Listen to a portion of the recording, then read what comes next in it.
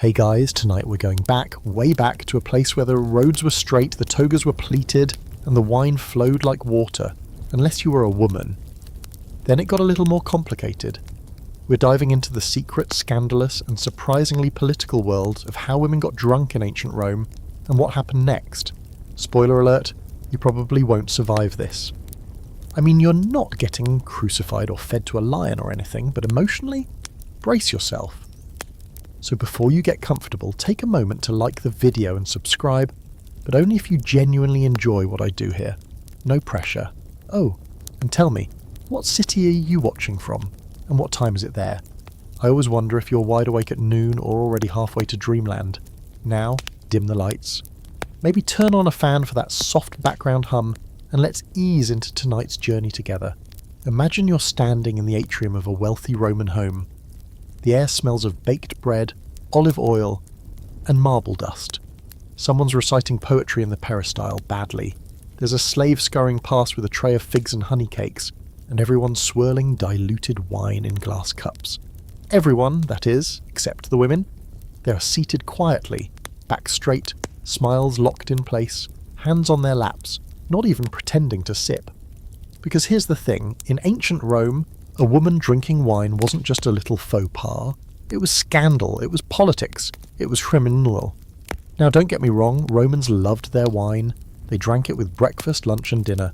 They bathed in it, gorged in it. They prayed over it. They even gave it to babies, mixed with water and sometimes herbs, sure, but still, babies. The entire culture revolved around the grape. There was white wine, red wine, thick resinous wine from Crete, and sweet Falernian from the slopes of Campania. Wine was a social lubricant, a symbol of civilization, a sacred gift from Bacchus.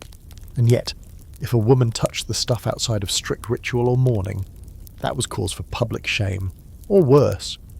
For upper-class Roman women, the so-called Matronae, sobriety was the mark of honour. It meant self-control, fidelity, domestic virtue. In fact, the Roman ideal of womanhood was wrapped so tightly around chastity and obedience that even the idea of a wife giggling tipsily at dinner was unthinkable. That's probably why the earliest Roman legends made such a huge fuss about women and wine. There's this chilling tale of Ignatius Maecenas, who allegedly beat his wife to death with a stick for sipping from a wine jug. The neighbours called it justified. Allegedly, Romulus, the founder of Rome, backed him up. Totally normal stuff. And that's not just myth. Real Roman laws were carved to keep wine out of women's hands. One of the earliest was the Lex Oppia, passed during the Second Punic War. On paper, it was about austerity, banning luxuries like gold, fancy dresses and purple dye. But it also conveniently limited how much wine a woman could consume, and where. They weren't allowed to drink at temples, not in public, not even at home, unless it was part of a religious rite. If your husband came home and suspected you'd been dipping into the amphorae, he had the legal right to discipline you, and yes, that meant what you think it means. The contrast is wild. Imagine a dinner party in a Roman domus. The men lounge on couches in their finest tunics, sipping diluted wine and waxing poetic about Cicero. The host gestures for another round. The slaves pour, the laughter flows.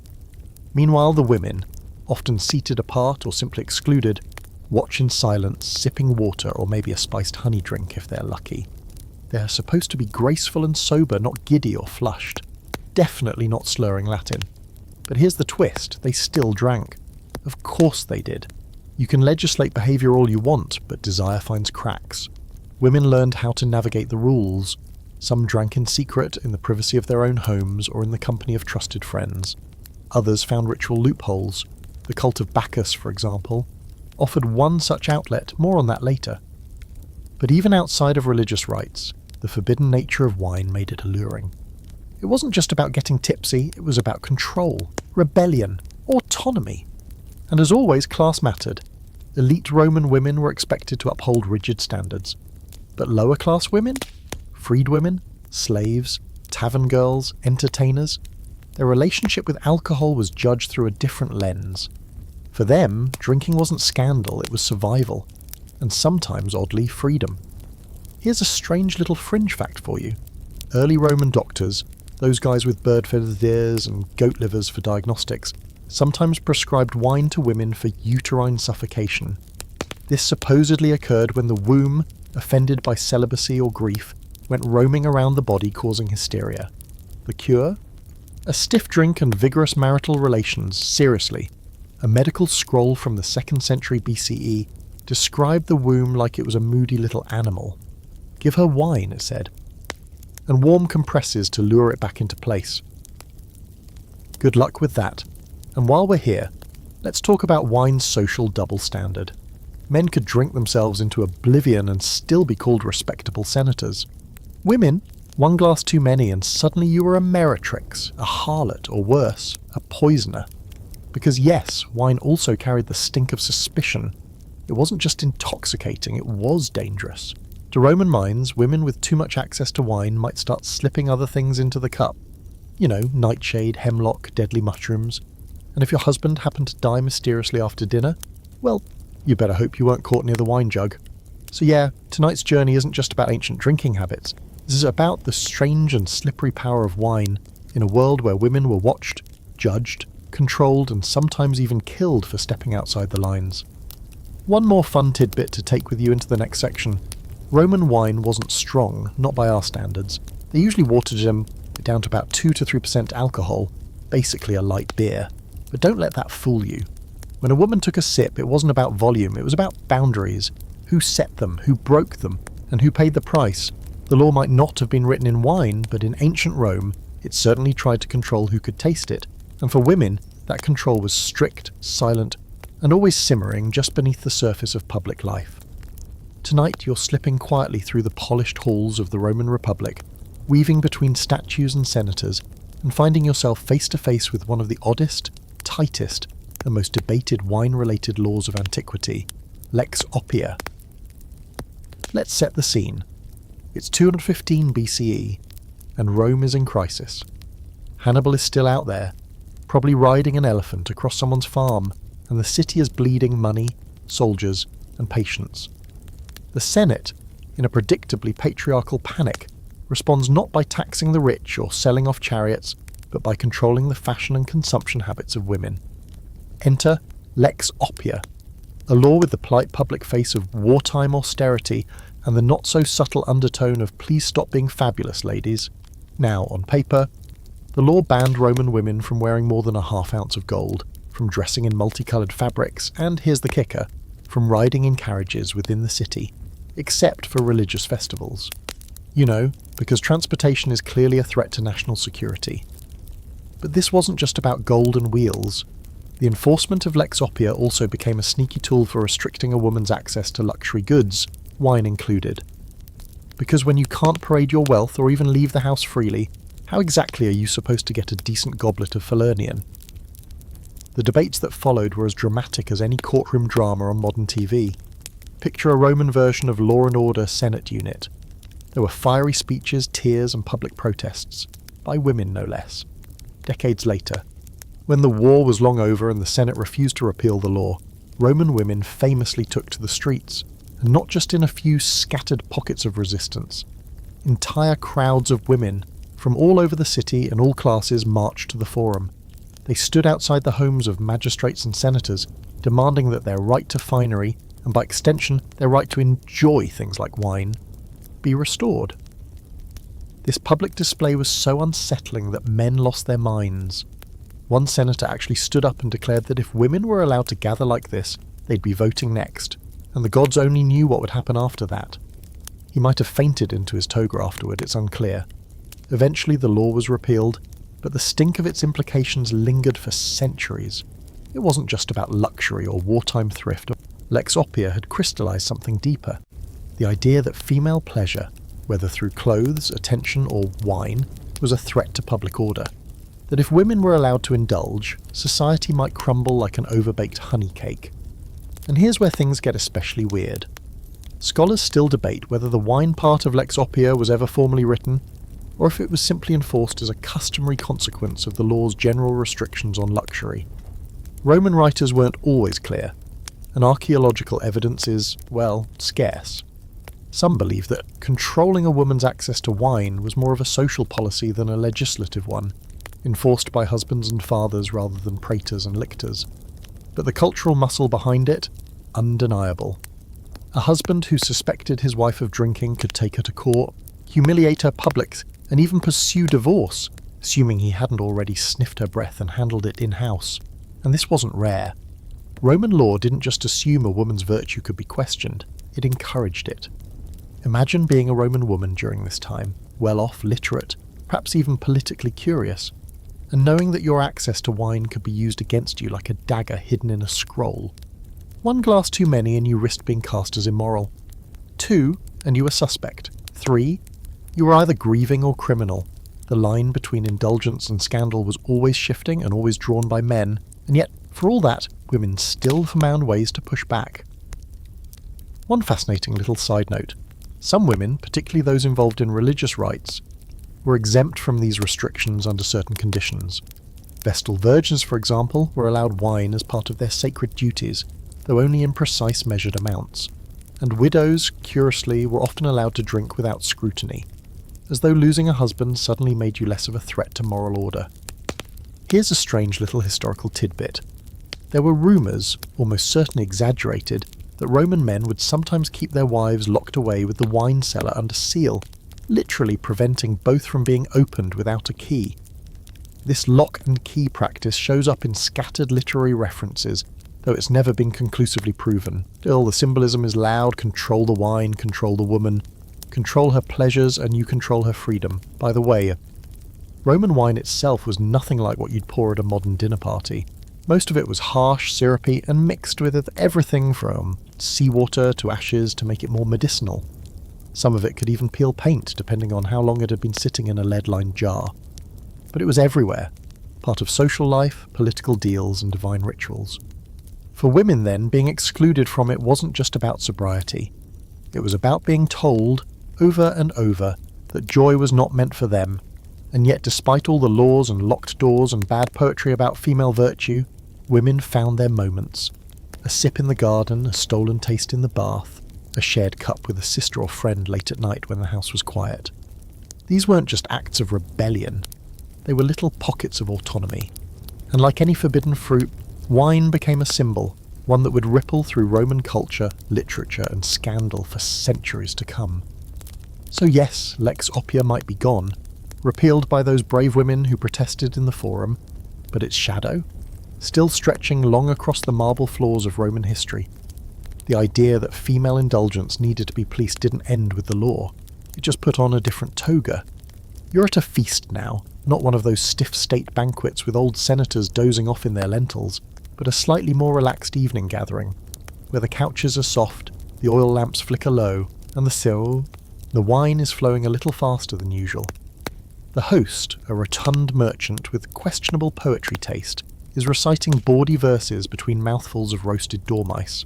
The men laugh, the cups refill themselves, and over in the corner, lounging just a little too comfortably on a leopard print cushion, is a woman with eyeliner sharp enough to declare war.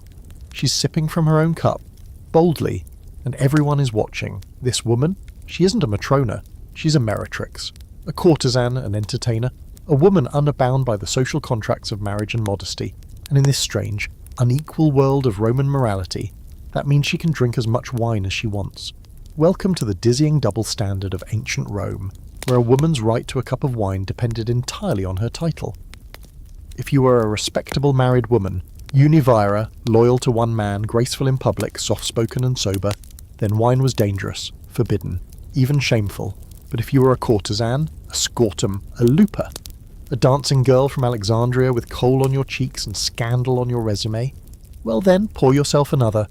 It wasn't just permitted, it was expected. This split didn't develop by accident. Roman society was obsessed with boundaries, public versus private, Roman versus barbarian, man versus woman. And within that framework, women were labelled in binary terms. The Matrona was the Roman ideal, modest, obedient, the mother of citizens. She ran the household, wove wool, and never, ever raised her voice.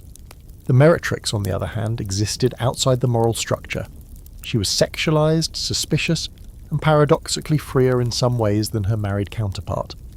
When it came to alcohol, the Matrona was supposed to abstain entirely.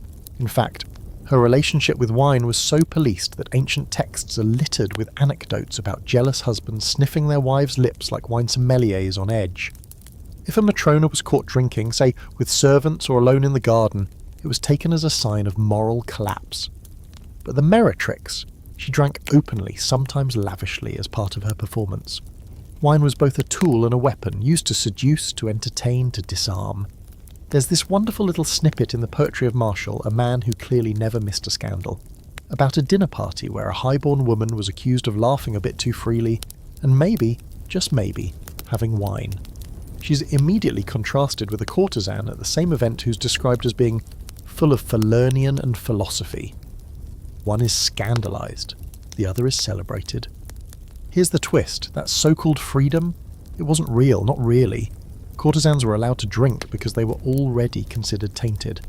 The wine didn't ruin them, they were assumed to be ruined already. That meant they could laugh too loudly, dance too freely, and sip their cup with a wink. It was part of the act, a spectacle for male amusement. A drunk Matrona was a threat, a drunk Meritrix was entertainment, and yet, some women used that double standard to their advantage. A clever courtesan could manipulate it, play into expectations, while slipping sharp wit between sips of wine. One famous story tells of Volumnia Cytheris, a freedwoman and performer who once became the mistress of multiple powerful Roman men. She travelled with them, dined with them, and drank openly in their company.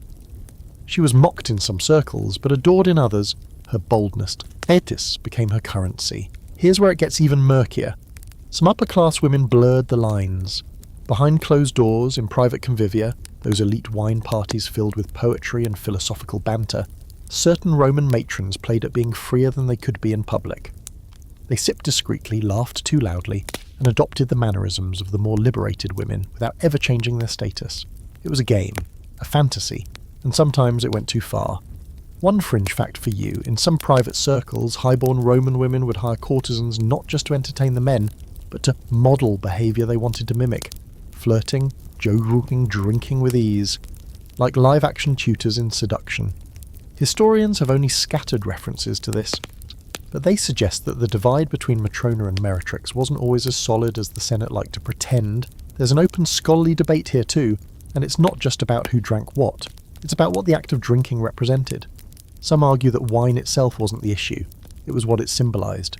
Agency, pleasure, transgression. A woman who drank wasn't just indulging, she was crossing into male space, claiming the same freedoms, and that made the cup itself dangerous. Others think the wine taboo was less about control and more about fertility and superstition. That wine heated the blood or disturbed the womb. But let's be honest, either way it came down to fear. So you're sitting at this ancient party now, watching the room split neatly along class and gender lines. The men are already red-faced, calling for more garum and reciting Catullus with wine-stained teeth. The women, the Matroniae, are still sipping water, avoiding eye contact. But the courtesans? They're holding court. One of them has just leaned in and whispered something obscene to a senator who probably voted against women drinking in public, and he's laughing like it's the cleverest thing he's ever heard. And you realise, the cup is never just a cup, it's a mirror. It shows you exactly where you stand and how much you're allowed to feel. You've made it this far through the marble corridors and whispered warnings of Roman womanhood, but now things start to pulse with drums and torchlight, because tonight, you're not at a formal dinner, or a Senate-approved sacrifice, or even a courtyard party with watered-down wine and polite smiles. No. You're sneaking into something older, darker, and way, way wilder. Something with roots that stretch beyond the city gates, beyond the Republic, into the forested hills and smoky dreams of Italy's ancient past. You're slipping into the rites of Bacchus, the god of wine, frenzy, ecstasy, and women are drinking freely. Openly, loudly. But that freedom, it doesn't come without a cost. These secret gatherings, known as Bacchanalia, were not just your average moonlit get-togethers. They were intoxicating in every sense, ritually, spiritually, and of course literally. Wine wasn't just a beverage here, it was a gateway. You drank not to be merry, but to dissolve the self, to feel the god within you, to scream and dance and leave your body behind in the flickering firelight. And unlike in the stiff upper echelons of Roman society here, women weren't just allowed to drink, they were leading the charge. You can almost hear it, the stamping of feet on dirt, the wild flute music, the hoarse laughter and ritual chants. The air smells of pine sap, sweat and smoke. Someone's throwing rose petals into the fire. Someone else is howling at the moon. And you? You're watching Roman women, daughters of senators, wives of magistrates, even a few freed women in borrowed silk, tilt their heads back and drink until the stars blur. Their hair is loose, their eyes are wild. For this one night they aren't wives or virgins or criminals. They are Bacchi. Bacchus, or Dionysus if you're more Greek about it, was the god of wine, yes, but also of release, transformation and divine madness. His cult attracted those who didn't fit neatly into society's boxes, especially women. Because in a world where Roman matrons couldn't even ride alone in a carriage or wear more than a pinky's worth of gold, the idea of drinking, singing and convulsing in spiritual ecstasy sounded, well, pretty great. And it wasn't just about the wine, it was about what happened after. The Bacchic rituals promised a kind of freedom no one else was handing out. Freedom from grief, from loss, from being seen as a walking whim with good ankles. The rites offered catharsis through chaos. And the wine? That was just the first veil. But the thing about ecstasy is, it doesn't play well with empire. Around 186 BC, the Roman Senate got wind that these Bacchanalia were becoming a bit too popular, too wild and too female for their liking. Rumours started spreading like spilled wine on a white tunic. Whispers of orgies, murmurs of murder. Conspiracies, poisonings, secret political plots, women initiating each other into strange rites under cover of darkness, men being lured into the woods and never returning. The Senate completely lost it. They sent in investigators, informants, possibly a few badly disguised soldiers in floral crowns. What they found, or what they claimed to find, was enough to set off one of the biggest crackdowns in Roman religious history. The Senatus Consultum de Bacchanalibus was passed, a decree that banned most Bacchic rites and forced anyone wanting to hold a ceremony to get explicit Senate permission. Oh, and no women were allowed to be priests, and no more than 5 people could gather for any wine-based ritual at one time. Ever tried to throw a party with that rule? It kills the vibe instantly. The scholars still argue over whether the Bacchanalia were truly dangerous, or whether the whole panic was just another way for the Roman state to keep women and marginalised men in line. Were people really being seduced and sacrificed in the woods? Or were women just having religious experiences that didn't fit neatly into Rome's tidy patriarchal structure? Here's one particularly quirky detail from the reports. Some of the Senate's informants claimed that women involved in the rites were using wine not just to commune with Bacchus, but to disguise their own natures. Meaning what exactly? That they stopped being women and started being divine? Or just that a drunk Roman woman was unrecognisable from the sober, silent Matrona her husband expected to see? Whatever the truth, the Senate responded with a full-blown purge. Temples were torn down, priests, male and female, were imprisoned or executed. The Bacchic cult was pushed underground, where it would continue quietly, secretly, reshaping itself into something harder to control. And women? They didn't stop drinking, they just got better at hiding it. Still, for those who lived through it, the crackdown left a stain, a reminder that a woman raising a cup in devotion to a wine god could be labelled a traitor, a threat, a body worth silencing, and that intoxication, real or imagined, was all the proof anyone needed. Even the writers of the time didn't quite know how to frame what happened. Livy, one of Rome's favourite historians and a man who rarely met a scandal he didn't want to polish, described the Bacchanalia as a state of moral rot, filled with desecrated rites and reversed agendas. He wasn't subtle, but modern scholars look at the same records and ask different questions. Were these women really part of a criminal cult? Or were they just sick of being told not to feel anything? Either way, the story left a permanent scar on Roman memory. The name Bacchus became dangerous. Wine, once a staple of every Roman meal, became a potential sign of disobedience, especially when held in a woman's hand. But still, even under pressure, the cult of Bacchus survived. It just changed shape. The rituals became quieter, more symbolic. The drinking became secret again, sacred again. And if you were a Roman woman with a grief too heavy for silence or a joy too sharp for modesty, there was always a way to find the god again, behind a locked door under moonlight with a shared cup between sisters, because Bacchus doesn't vanish. He waits, and Roman women, they never really stopped calling his name. Now you're in a Roman kitchen, not the kind you'd recognise from glossy recipe scrolls or painted mosaics of perfectly roasted peacocks, but a real working kitchen, smoky and loud, full of iron pots and damp walls, and the earthy smell of baked fish sauce and sour grapes. A fire crackles in a low brick oven, and just to the side, on a shelf above some amphorae, there's a small wooden box filled with herbs, spices, and something that smells faintly like cinnamon but might actually be crushed bay leaves. You're not here to cook. You're here to taste. And tonight, you're learning how Roman women didn't just sneak wine, they transformed it. If you've ever thought Roman wine was all just one note, red, watery peewing, you're in for a surprise. The truth is, Roman wine was more like a canvas than a finished product. It came young, strong, often harsh, and it needed help. Enter the ancient equivalent of mixology. Women, particularly those managing domestic kitchens or temple rites, learned to flavour their wine with herbs, honey, pine resin, even seawater. Not just for taste, but for ritual, medicine, and occasionally pleasure. The line between drinking for health and drinking for escape was blurred, especially behind closed doors. Let's be honest here. The base wine wasn't exactly delicious. Most of it was sour, oxidised, and had the consistency of a poorly made vinegar syrup.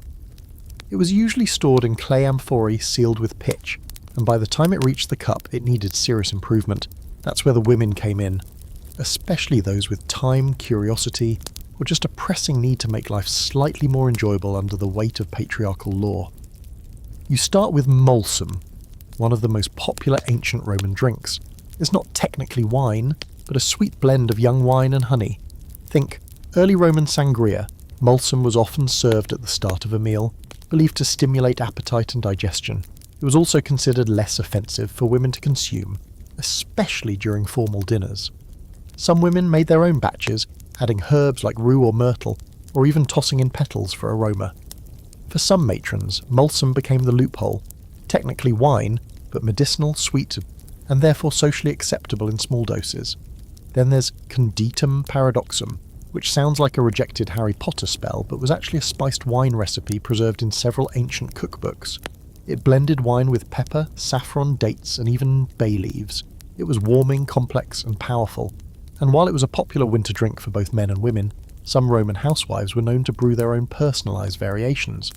You get the sense they weren't just making medicine, they were making a statement. This kind of home brewing wasn't just a matter of taste, it was tied up in ritual, healing, and sometimes survival. Women were the primary caregivers in the home, and wine was used in countless remedies. For coughs, for stomach aches, even for bruises, mix it with cumin or wormwood, and suddenly it's a cure. Roman medical texts list hundreds of such concoctions, and while male physicians liked to take credit for the recipes, it was women who often prepared and administered them, but not every mixture was so innocent. Some of these recipes wandered into risky territory.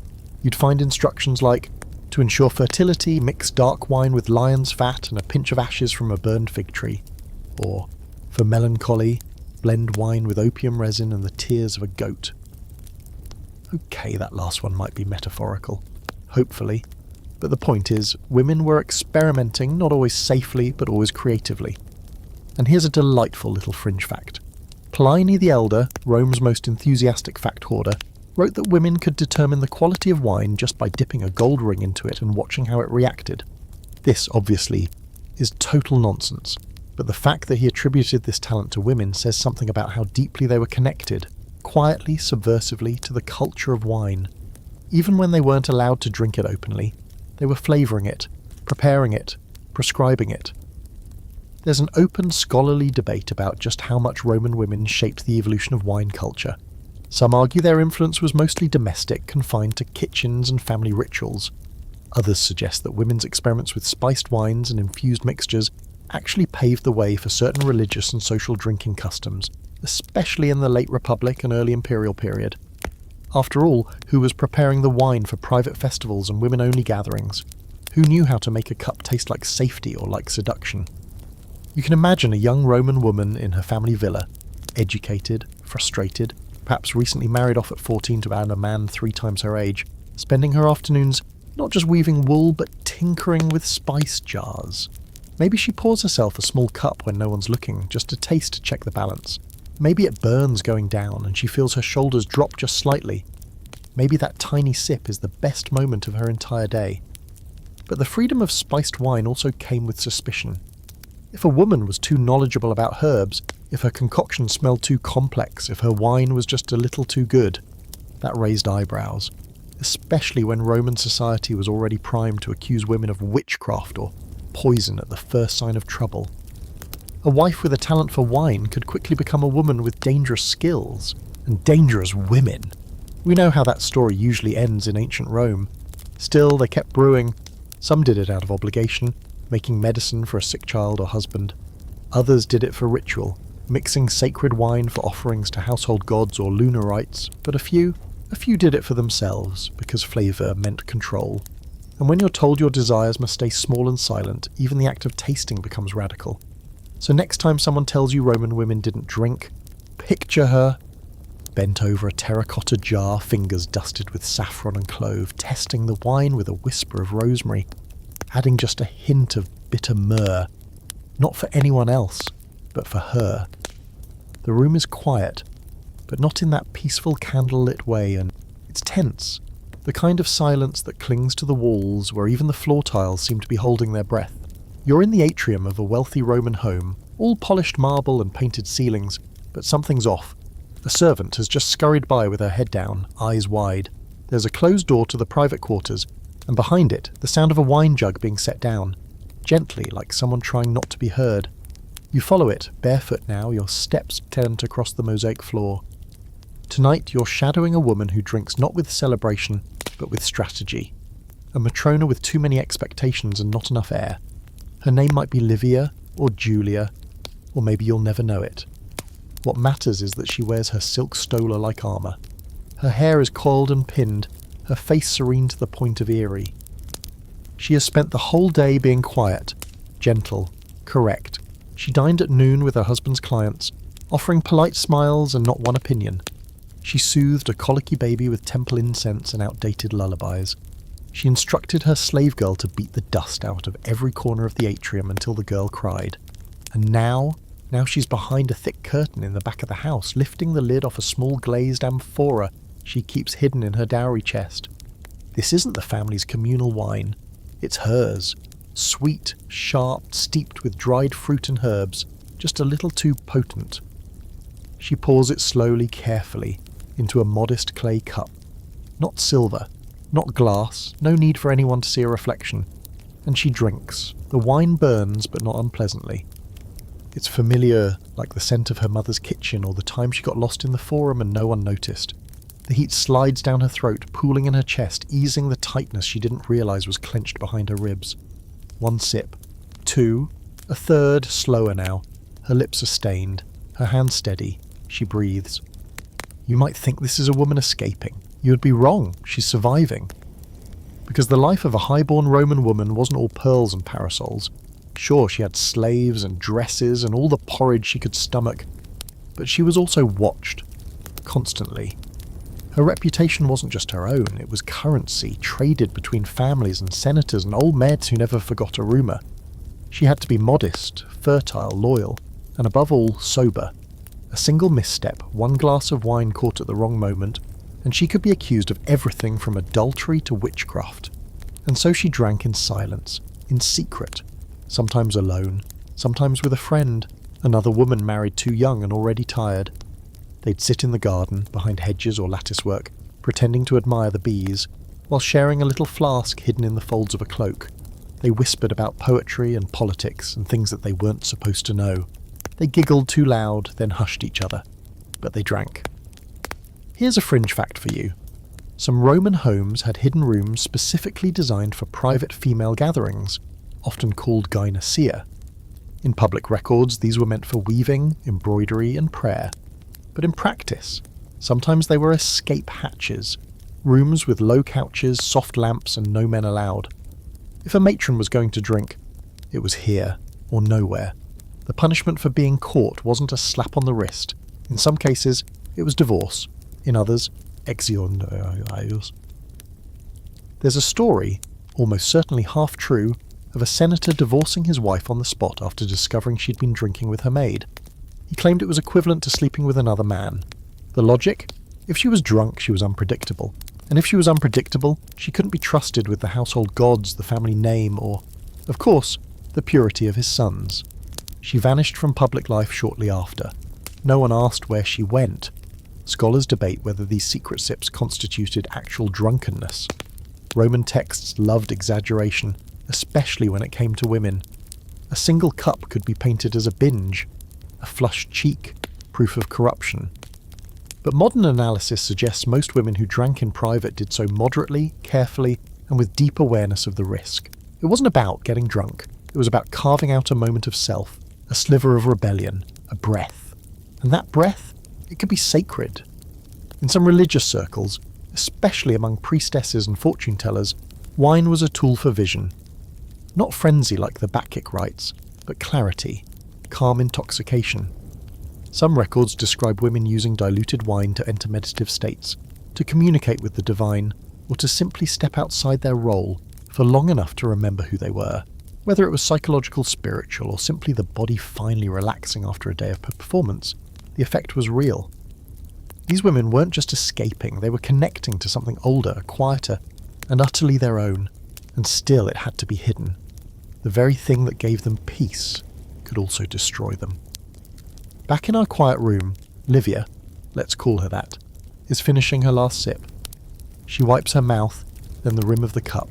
She wraps the amphora again in the soft linen of her wedding robe and tucks it back into the chest. The fire in her belly is fading. The flush in her cheeks will be blamed on the heat. She straightens her dress, pins her hair, checks her breath and steps back into the corridor. Her face is composed, her hands smooth. No one will know, but you do. You know that for 15 minutes she wasn't just a wife or a daughter or a steward of the household gods. She was a woman with her own name, her own bast, her own cup, and that's a story more Roman than marble and military conquest combined. Grief, it turns out, can open doors that propriety keeps sealed. And in ancient Rome, no door was more tightly shut to women than the one marked wine, until death came knocking. Tonight, you're following a widow. Her home is hushed, draped in dark cloth, and her air carries the weight of fresh mourning. Her husband, an equestrian, modestly wealthy, respected but not adored, has just been buried with all due pomp. The perfumed smoke of the funeral pyre still lingers in the atrium. She's exhausted, swollen-eyed, flanked by sympathetic glances and tactful silence. But she's also holding something she hasn't touched freely in years, a cup of wine. This isn't celebration, it's ritual. And oddly, it's one of the few moments Roman society allowed a woman to raise a glass without suspicion. Because in mourning, especially during the 9 days of the Novemdialis, the funeral rites that followed a Roman's death, a widow was permitted to drink, not in excess, not publicly, but wine, in the narrow, bitter context, was considered acceptable, even necessary. In fact, certain mourning rituals required wine. Libations were poured on tombs. Offerings made to the manes, the spirits of the dead, had to include wine mixed with milk or honey. And since the widow was usually the one tending the offerings, especially in the case of family patriarchs, she inevitably became the one handling the wine. At first, it was part of duty, a measured pour onto grave dirt, a symbolic sip before reciting prayers. But for many Roman women, especially those who had spent their married lives under constant scrutiny, those moments of ritual became something more. The wine stopped being symbolic. It became real, a comfort, a release, a quiet rebellion. You can almost see her now sitting into her black mourning robes on the edge of the triclinium bench, clutching the cup a little too tightly. The guests have gone, the children are sleeping, the slave girls have retreated to the shadows, and she drinks, finally, openly, without worrying that someone will smell her breath or accuse her of plotting against her husband's memory. Because he's already dead, and this, at last, is hers. There's something strange about how Roman culture viewed widows. On one hand, they were vulnerable, pitiable figures, gentle reminders of life's fragility. On the other, they were dangerous. Unmoored from the husband's authority, a widow could move through society with slightly more autonomy. She could manage property, make certain decisions, host guests, and yes, drink wine without legal consequence. This brief window of freedom was both a mercy and a threat. It's no surprise, then, that some Roman men rushed to remarry their widowed sisters-in-law, or cousins. Women without husbands made everyone nervous. Here's a fringe fact you probably didn't expect. Certain Roman families had private mourning wines, stored away not just for funerals, but specifically for the use of grieving women. These were often sweeter, more heavily spiced, and believed to have calming or soporific effects. Essentially, ancient tranquilizers. Recipes varied. Some included herbs like valerian or poppy resin. One mentioned by a minor poet included dried rose petals and ground date stones. They weren't served at banquets, these were women's wines, for grief and sonance and sleepless nights. And here's where it gets complicated. Not all widows waited for the body to cool before indulging. Roman writers loved scandal, and there are multiple accounts, some half-fact, some clearly fabricated, of women who are suspected of poisoning their husbands via wine, then pretending to mourn them while sipping from the same goblet. The logic went like this: if she drinks during mourning and seems too comfortable, maybe she had a hand in his death. Suddenly the wine in her hand wasn't just a symbol of grief, it was a clue. This led to an even stranger tradition in some households, where the wife was forbidden to prepare the mourning libations if the husband had died under suspicious circumstances. A male relative or priest would step in, and the widow was kept at a distance. It didn't matter if the accusations were baseless, the optics alone were damning. Once again, wine was both a right and a risk. And yet, for most widows, the act of drinking wasn't about scheming. It was about breath, about finally exhaling, about letting the shoulders drop and the memories rise like mist. A glass of wine after a funeral wasn't joy, it was acknowledgement. Of pain, of endurance, of the sheer exhaustion of pretending you didn't feel things too deeply. Scholars still debate how often widows truly drank freely after a husband's death. Some argue that the permission was largely ceremonial, limited to a few sips during the Novem Dialis, and then revoked by the society's expectations of continued modesty. Others suggest that many widows took this freedom and quietly kept it, especially if they chose not to remarry. In those cases, wine became part of daily life, not just ritual, but routine, a quiet reward for surviving. Imagine being one of those women, in your 40s perhaps, no longer watched by a husband, your children grown, your duties fewer. You keep a bottle of wine in the kitchen, not just for funerals, but for evenings when the light turns gold and the villa falls silent. You pour a small cup, you sit by the garden, you don't have to ask permission. No one questions your virtue. The gossip has passed. You're a woman who has mourned, and now you're a woman who drinks. It's easy to romanticize that image, but the truth is more layered. For many Roman women, the freedom of widowhood came with loneliness, with pressure to remarry, with a constant negotiation between grief and reputation. Wine helped. Not in large quantities, Romans rarely drank to oblivion, but enough to soften the edges of a life lived under rules, enough to bring a little warmth into a house gone cold. So next time you hear that Roman women didn't drink, remember the widow. Remember the black robes and the copper cup and the small private moment when she sips without fear. She isn't breaking a rule, she's following one of the few left to her, and for once no one can stop her.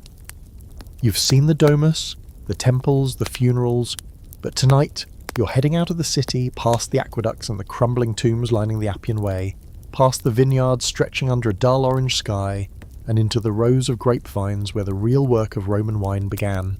This isn't a painting on a villa wall or a poet's ode to Bacchus.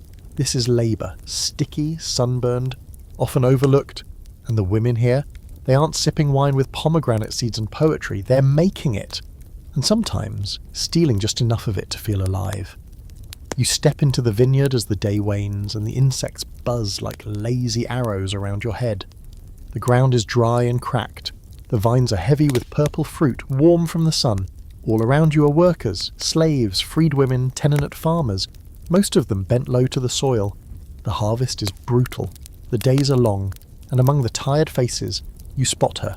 A woman with dirt under her nails, a faded scarf tied around her head, and a wine stain on the hem of her tunic that didn't come from pouring. These women didn't make it into the history books, not with names anyway, but they were there, hundreds, maybe thousands of them, working the vineyards that fed Rome's insatiable appetite for wine, picking grapes, hauling baskets, crushing the fruit barefoot in clay vats until the juice ran up to their calves. Wine wasn't just part of elite dinners and sacred rituals, it was industry, and women were the muscle behind it. You might think they were forbidden from drinking it altogether, and no, that's partly true. Slave women weren't supposed to drink without permission. But permission was a slippery word, and vineyard work offered opportunities. A stolen cup here, a fingertip to the lips after tasting a batch, a gulp straight from the skin of a split grape that no one would sell. After all, who's counting every drop when barrels overflow? And in certain areas, especially in Italy's southern provinces, there's evidence that some vineyard workers, especially freeborn women from farming families, did drink casually as part of their work. Wine wasn't a luxury here, it was breakfast. The thin, sour stuff made from leftover skins and stems, Laura, was safer than water and more filling than hope. It wouldn't get you drunk unless you had a dozen cups, but it warmed the belly and dulled the ache in your back. And for women who spent their days under a punishing sun with little control over their lives, even that kind of wine was worth savouring. Here's a quirky detail to plant in your brain. The phrase vineyard wife pops up now and then in Roman agricultural texts, not as a formal title, but as a joking insult for women who were always near the wine. It was used to describe women who drank too much, or who were seen as too earthy, too bold, too unrefined. But ironically, these same women often ran the day-to-day operations of the vineyards when the men were away. They oversaw workers, checked fermentation, managed storage. In some cases, they literally kept the wine flowing. But the minute they took a sip, gossip spread like wildfire. And then there's the strange issue of wine and purity. Some Roman agricultural writers, old men with too much parchment and not enough field experience, insisted that women shouldn't touch the wine press during menstruation, or even enter the storage rooms. They believed it would spoil the batch. One warned that a woman's mere presence could cause the wine to sour, not the heat, not poor sealing, just womanhood. This wasn't just superstition, it was policy in some estates, and it forced many women to work in the most grueling parts of production, but never enjoy the final product. Still, where rules were strict, resistance was creative. Some women formed quiet little rituals of their own in the fields, sharing small sips during harvest, leaving wine-drenched bread for the household spirits in the corners of the vineyard, even baptizing newborns in diluted wine when priests weren't around. These weren't public acts. They were private, passed from mother to daughter, whispered while stripping leaves and swatting flies. But they mattered. One open scholarly debate hinges on how much autonomy these working-class women actually had. Did they choose to taste the wine they made? Or was it always hidden, dangerous, stolen? Some researchers argue that in rural communities far from the Senate's gaze, social rules were softer.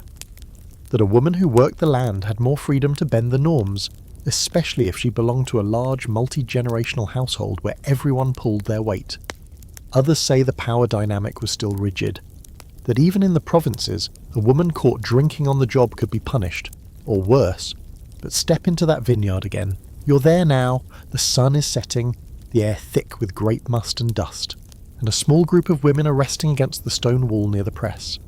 They're tired, bruised, laughing softly. One of them has a jug. The wine inside is young, cloudy, rough on the throat. She pours it into shared cups, cracked clay, still warm from the sun. No one speaks. They just drink. Is it allowed? Probably not. But no one's watching. And for a moment, they aren't labourers or wives or servants. They were just people sharing something they'd made with their own hands. They drink not because they're rebellious, not because they're reckless, but because they've earned it. Because their backs ache and their mouths are dry and the sky looks like spilled pomegranate juice. Because the grapes wouldn't be wine without them. And maybe, just maybe, that matters more than anyone in Rome ever bothered to write down. Tonight, we open the door to suspicion, and you walk straight into a house where the wine has already been poured, and every eye in the room is watching the woman holding the cup. She's not laughing, she's not stumbling, she's just holding it, but that's enough. Because in ancient Rome, a woman with wine wasn't just a social anomaly, she was a potential killer. Yes, we're diving into the dark, unhinged corner of Roman imagination where wine wasn't just intoxicating, it was dangerous. And if a woman dared to drink it, someone was bound to accuse her of something far worse, poisoning. This wasn't just paranoia, it was a deep, persistent belief that women, wine, and death had a habit of mingling. So picture this. You're in a modest Roman townhouse, the kind with fading frescoes on the walls, and that permanent smell of boiled cabbage in the air. A well-fed merchant lies stretched on his couch, pale and sweating, groaning about his guts. His wife stands nearby with a cup of wine she offered him an hour earlier. The doctor, really just a man with a beard and a theory, nods solemnly. "Probably poison," he mutters. The slaves whisper. The neighbours peek in. And the wife? She's already guilty in their eyes. She gave him wine. Of course she did it. That wasn't a rare scene. Romans believed women were naturally cunning and vengeful, especially when confined, ignored, or mistreated by husbands. Wine, in this worldview, was the perfect delivery system for revenge. It masked flavours. It numbed the tongue. And it offered plausible deniability. I was only pouring him a drink. That's all it took. Here's the most famous and absolutely unhinged example. The mass poisoning panic of 331 BCE. According to Livy, a sudden wave of male deaths swept through Rome. Everyone panicked. Doctors were baffled. Until, of course, the cause was discovered. 2 noble women were accused of preparing poisonous potions and distributing them across the city. When questioned, they claimed the mixtures were medicinal. But under pressure, or perhaps just theatrics, they were forced to drink their own brews, and died on the spot. That trial sparked a frenzy. Before the dust settled, over 170 women had been arrested. Some sources say they were executed, others that they simply vanished from the records. Either way, it was a moral purge dressed as public health. Now, modern historians raise a sceptical brow at this tale. First, that's a suspiciously round number of dead men and arrested women. Second, the idea that dozens of upper-class Roman wives coordinated a mass poisoning campaign in their free time sounds more like a political allegory than an actual event. Some scholars suggest it was a metaphor, a way to clean up the image of a plague by blaming it on female wickedness. Others think it was a response to deeper anxiety about women's growing access to herbal knowledge and household autonomy. Whatever the truth, the damage was done. For centuries after, the image of the female poisoner lingered like the taste of bitter herbs in the bottom of a wine cup. Roman satirists loved it. Playwrights used it. Even law codes occasionally referenced it. And at the heart of it all was wine. Always wine. Because it was common. Because it was accessible. And because it blurred the line between gift and weapon. One fringe detail you'll love. In some Roman households, wine was stored in vessels sealed with wax, imprinted by the husband's signet ring, not just to prevent theft, but to detect tampering. Especially in families where the marriage was tense or political. If a seal was broken, accusations could follow. A woman didn't have to be caught with a poison vial, just caught near the jug. That paranoia also seeped into literature. Martial, Juvenal, even Ovid. Men who couldn't write 3 lines without throwing women under the chariot often used the trope of the beautiful widow or sulking wife with a wine cup and a secret. In their minds, if a woman knew her herbs, she knew too much. If she drank wine, she had dark appetites. If she smiled while pouring it, forget it. She was definitely planning something. And here's the strangest twist. Roman men taught their wives and daughters how to make medicines. They trusted them to mix fever remedies, soothe infants, and prepare offerings for the gods. But that same knowledge, when mixed with wine, suddenly became criminal. It's a bit like giving someone keys to the house and then accusing them of burglary. This fear, of course, didn't stop women from handling wine. They had to. In most Roman households, especially among the working classes, women were in charge of food and drink preparation. They poured the wine, they watered it down, they served it to guests, which means every day thousands of Roman women touched wine without poisoning anyone. But no one wrote stories about that. And if a man did die unexpectedly, well, if his wife was beautiful or cold or previously caught sipping from the amphora, she could be blamed. She didn't need evidence against her, just a reputation. And if she'd ever been seen laughing with her slave girl while holding a cup of wine, that was basically a signed confession. Even today, historians argue over how many actual poisonings took place versus how many were imagined or fabricated as a way to control women's behaviour. After all, fear is a great tool. Tell women that drinking wine will link them to murder, and suddenly fewer of them drink. Tell men that their wives might be slipping something into the goblet, and suddenly they're sniffing every cup. Paranoia becomes policy. Control becomes culture. So now you're standing in that same room watching the woman set her cup down. She looks calm, composed, but she knows what they're thinking. She knows one careless laugh, one too slow explanation, and her whole world could tip into scandal. She didn't poison her husband, but the wine has already decided the story. The door creaks open, and you're back inside a Roman domus, the early morning light filtering through the latticed windows and painting shadows on the tiled floor. There's no music, no clamour, no feast underway, just quiet tension humming through the air like a plucked string. At the centre of the room, a man leans toward his wife, not with affection or curiosity, but with suspicion. He's not looking into her eyes, he's looking at her mouth. He leans closer still, his nose practically brushing her lips. You're witnessing a strange, disturbing tradition, the kiss test, a bizarre little checkpoint where Roman men sniffed out their wives' secrets, literally. Welcome to another episode of Trust Issues Roman Edition, where instead of talking to your spouse, you stick your face against hers and inhale deeply to see if she's had wine without permission. Yes, this was an actual thing. The osculum, or kiss, was far more than just a greeting. It was surveillance, masquerading as affection. In Roman culture, the kiss was public currency. Sons kissed their mothers, clients kissed their patrons, wives kissed their husbands, and husbands used that ritual under the veil of tradition to check if their wives had been drinking behind their backs. This wasn't a one-off anecdote. It was woven into Roman law and social practice. Pliny the Elder, who loved recording the world's oddest habits like a bored gossip columnist, wrote that Roman men kissed their wives every day to ensure they hadn't been secretly drinking. Imagine that. Your own husband sticking his face in yours, not because he missed you, but to detect the scent of fermented betrayal. It's weird, it's invasive, and it tells you everything you need to know about how closely women's bodies were policed in Roman society. You couldn't escape the scrutiny, not even through something as mundane as breath.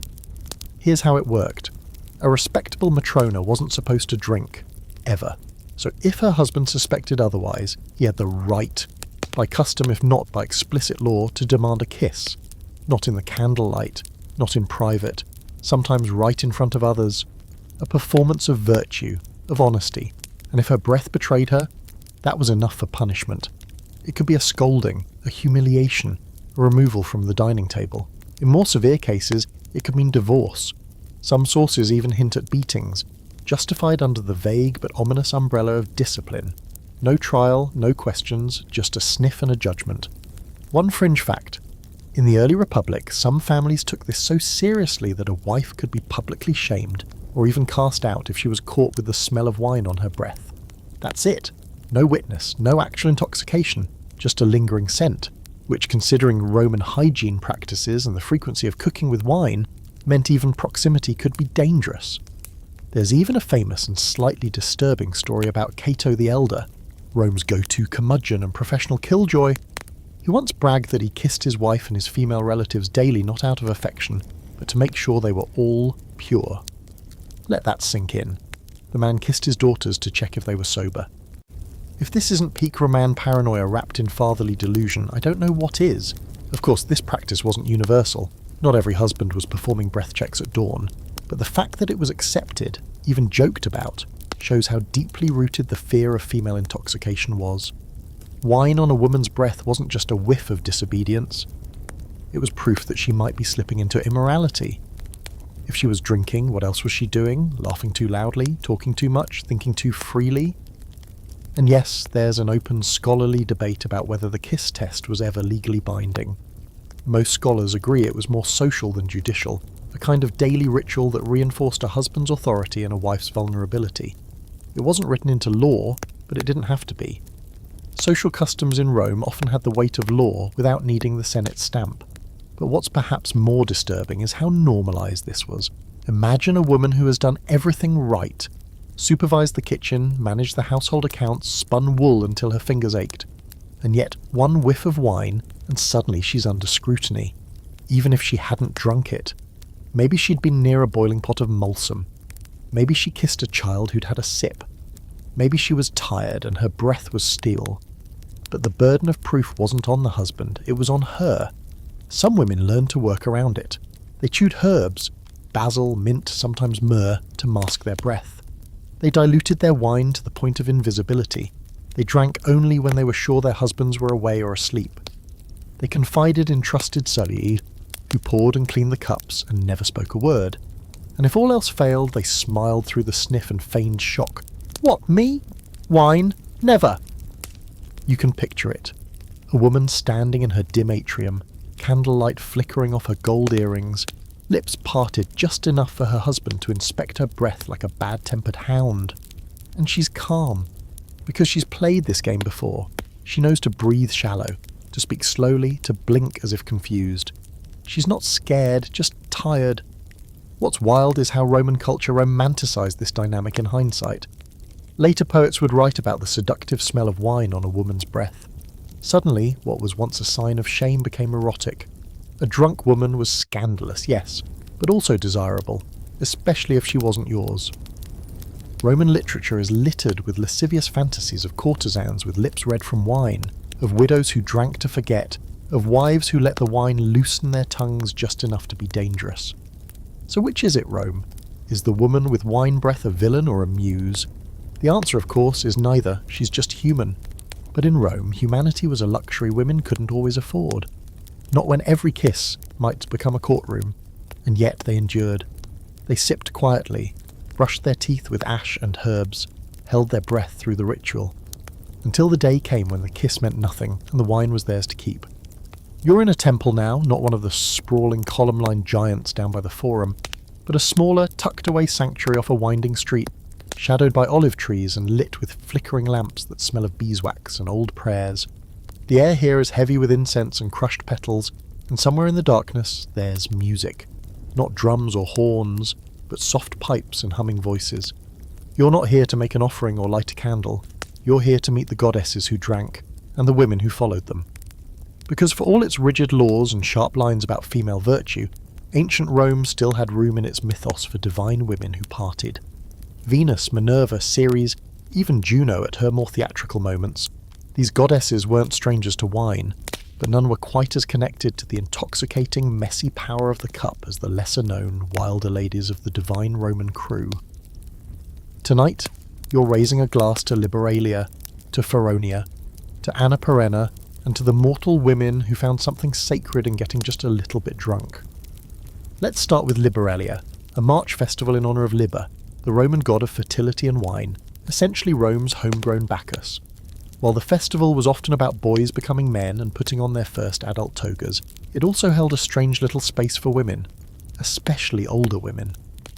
On the morning of the festival, Roman matrons and older female priests, called sacerdotes liberi, would set up booths in the streets, baking honey cakes and offering ritual wine. These weren't timid grandmothers. These were women with authority. They sold sacrificial goods, told fortunes, and encouraged young men to step fully into adult life, with a generous helping of wine to mark the transition. And yes, they drank too, not as excess, but as a form of ritual clarity. The participation of women in Liberalia has always fascinated scholars.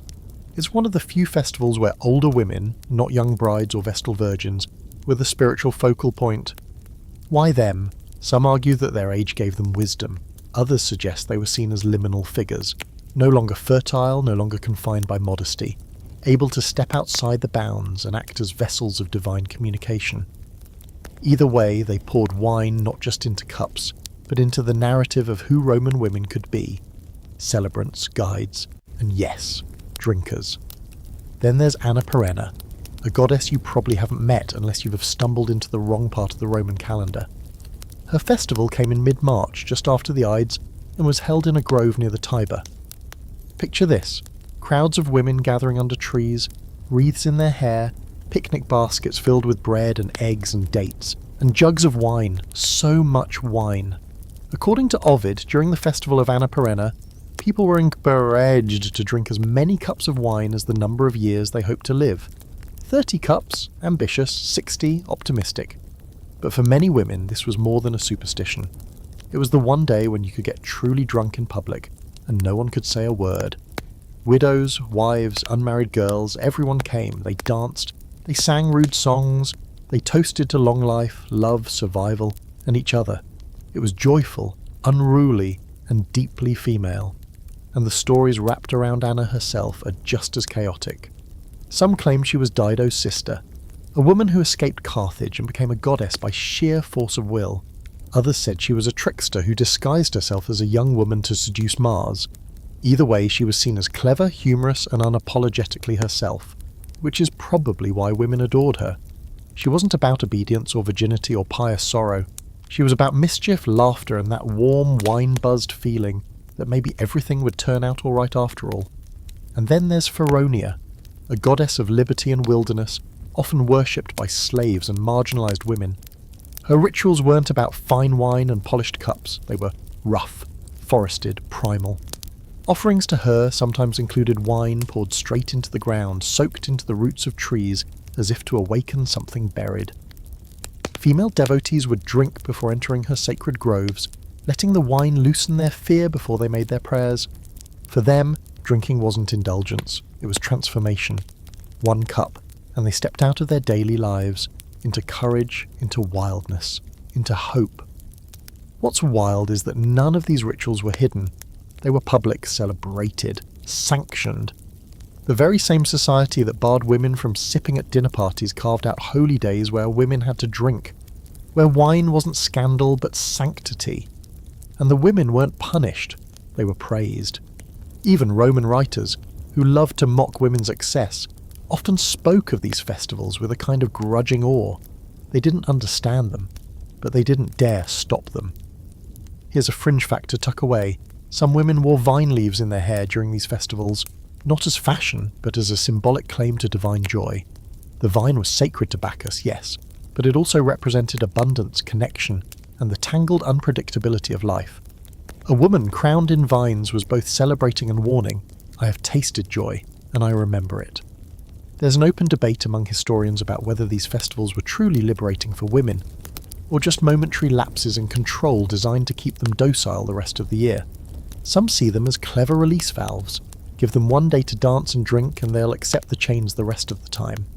Others argue that the sacred nature of these events offered genuine power, real agency, that even temporary sanctioned joy is still joy, and joy, especially when female and public, is always radical. So tonight, in this flickering temple with its dusty altars and forgotten names, you pour a little wine onto the stone floor. You imagine the laughter under the trees, the honey cakes, the flushed cheeks, the songs that were never written down because they were too rude or too free. You remember the priestess who poured a cup not for a man or a god, but for herself, because the divine didn't just tolerate wine, sometimes the divine was drunk with you. You step into a tavern, not a cosy candle-lit pub with wooden beams and soft music. No, this is a Roman popina, and it hits you like a slap of garum to the face. The air is thick with smoke, sweat, and the distinct scent of wine gone just slightly sour. A clay oil lamp flickers in the corner, casting warped shadows over the mismatched crowd of gamblers, drifters, labourers, and women.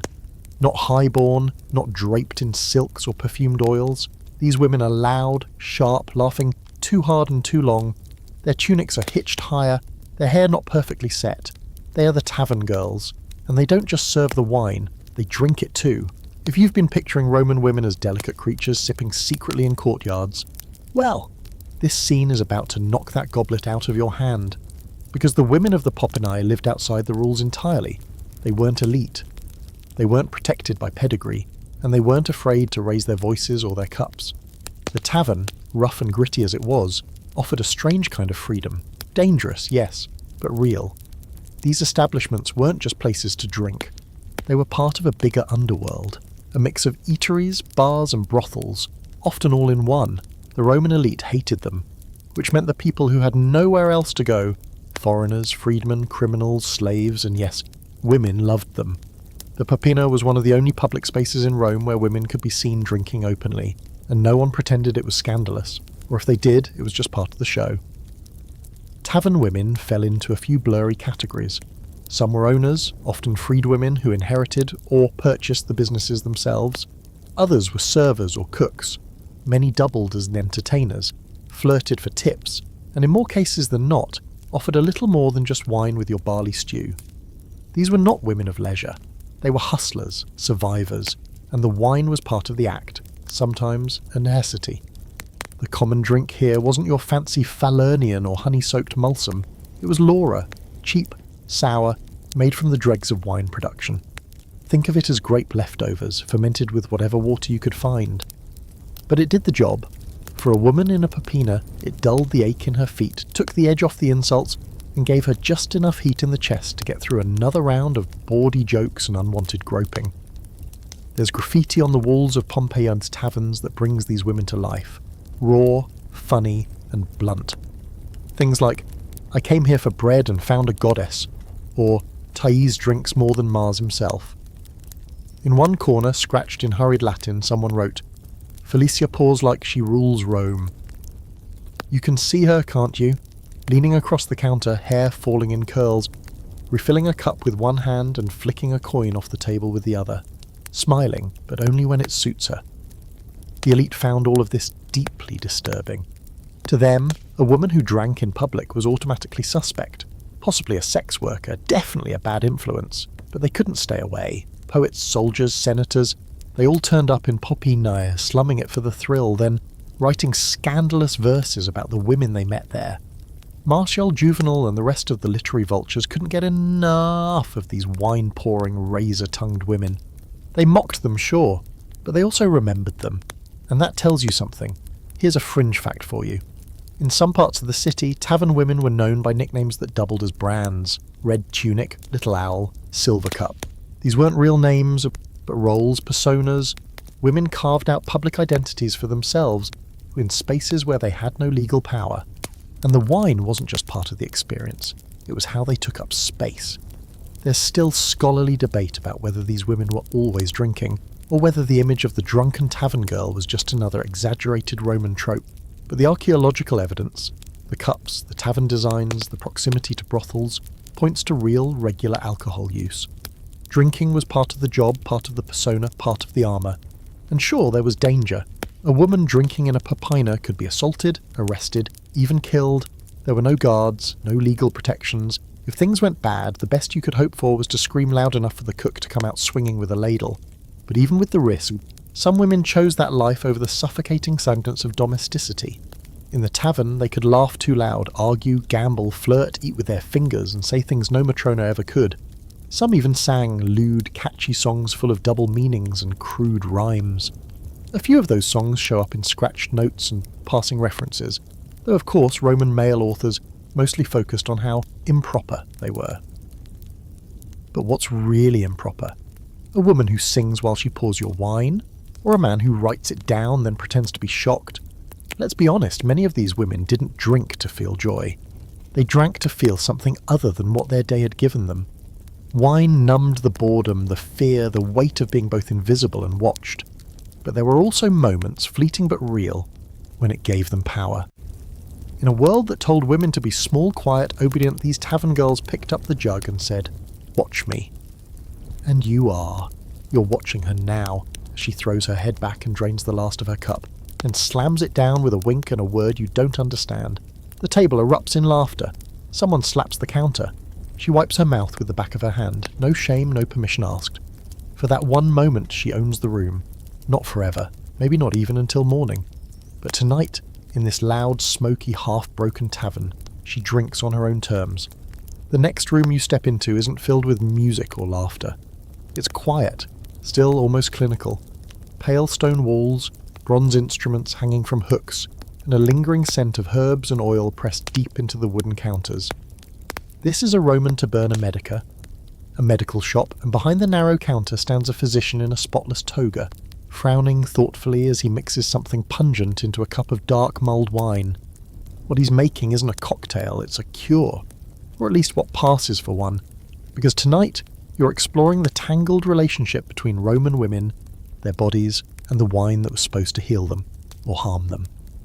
Welcome to the weird, conflicting world of Roman medicine, where wombs wandered, vapours caused hysteria, and wine was both miracle and menace. For women, it was rarely just a drink. It was a prescription, a sedative, a fertility treatment, a curse, a rumour, a risk. And more often than not, the man prescribing it had never menstruated, never given birth, and never once wondered whether the patient might prefer a second opinion. Let's start with fertility, because in Rome, a woman's value was often tied to whether or not she could produce children. Wine played a curious role in that equation. Some physicians, particularly those trained in the Greek tradition, recommended light wine to warm the womb and encourage conception. Too cold a body, they argued, would not be hospitable to life. A little heat from wine, preferably spiced or mixed with honey, could stimulate the internal fires and get things moving. But here's the contradiction. Too much wine was believed to make a woman barren, or worse, emotionally unstable.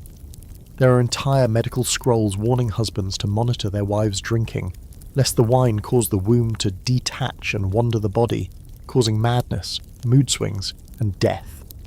Yes, this was a real diagnosis, hysteria uteri, and yes, it was taken seriously. If a woman wept too much or shouted at dinner, someone might suggest a warm bath and a cup of diluted red to coax her uterus back into place. It gets better, or worse. Some treatments for irregular menstruation involved wine mixed with castoreum, yes, that's the glandular goo scraped from beavers, or ox bile, or in one case the ashes of a burned turtle. The wine was the delivery system, a vehicle for all kinds of horrifying medical guesses, many of which made the cure worse than the problem. And yet, despite the mess, wine was one of the few things Roman women could consistently use to manage their health. Mixed with herbs, it became a sleep aid. Infused with rue or pennyroyal, it was a common, if dangerous, abortifacient. Some midwives, many of them women, learned to blend wines for every stage of the female reproductive cycle. Fertility, menstruation, childbirth, miscarriage, menopause. The state didn't trust women to drink socially, but it absolutely expected them to drink when it suited reproductive utility. Here's a fringe fact you'll wish you could unknow. Pliny the Elder believed that the wine a woman drank could influence the temperament of her future child. Sweet wine would produce calm, obedient babies. Harsh, bitter wines, quarrelsome children. So naturally, pregnant women were encouraged to monitor their wine choices very, very carefully. And if the child turned out difficult, well, it was probably your fault for drinking the wrong vintage. Then there's the matter of wet nurses. Roman elite families often handed newborns to hired women to breastfeed them. And guess what one of the strictest rules was? No wine, none, not even a sip. Medical writers were obsessed with the idea that a nurse's milk could be tainted by alcohol and cause the baby to grow sickly, lazy, or weirdly passionate. A sober nurse was a trusted nurse. Some contracts even included clauses prohibiting wine consumption, punishable by termination or worse. But here's the twist. Many of these same households gave their older children watered-down wine at dinner. So the line between poison and medicine was whatever the men in charge decided that day. And this wasn't just about physical health. Wine was also used to manage female emotion, especially grief, rage, and what Roman men like to call melancholia muliebris, or women's sadness, which, you know, is a very polite way of describing an entire range of justified human emotion that Roman society refused to accommodate. A woman mourning the death of a child? Give her wine. A woman depressed after yet another failed pregnancy? More wine. A woman who just seemed a little too quiet for too long? Definitely wine. Always prescribed, never questioned. There's an open debate among modern historians about whether wine helped women reclaim any control over their health. Some argue that in a system designed to ignore them, wine became a rare, tangible tool, a substance they could use, even master. Midwives and herbalists were often incredibly skilled in its applications. Others point out that women's use of wine was always heavily monitored, limited, and weaponized. That even when it was offered as a remedy, it was never truly hers. And yet, women found ways to make it theirs. In the kitchens of modest homes, in the courtyards of villas, in the hidden spaces behind temples and workshops, women mixed their own blends. They kept herbal wine recipes passed down like secrets. They tasted, adjusted, learned what worked and what didn't. Sometimes the wine helped, sometimes it hurt. But it was theirs.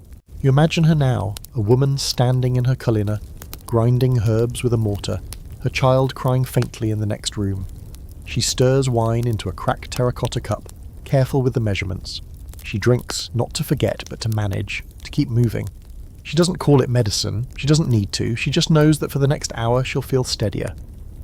And maybe that's the most Roman thing of all, not the empire, not the roads, not the endless scrolls of law, but the quiet act of survival. A woman with a cup in her hand, finding her own balance in a world built to knock her off it. It's late evening in Rome, and the lamps have been lit. Somewhere in the wealthier parts of the city, a poet is putting ink to wax tablet, scribbling with the energy of a man both delighted and horrified by what he's just seen. Across the city, another man, this one a stoic senator, is writing a letter to his son, filled with moral instruction and barely disguised panic. The subject? Women, and wine, and how apparently the two combined are the beginning of the end of civilization.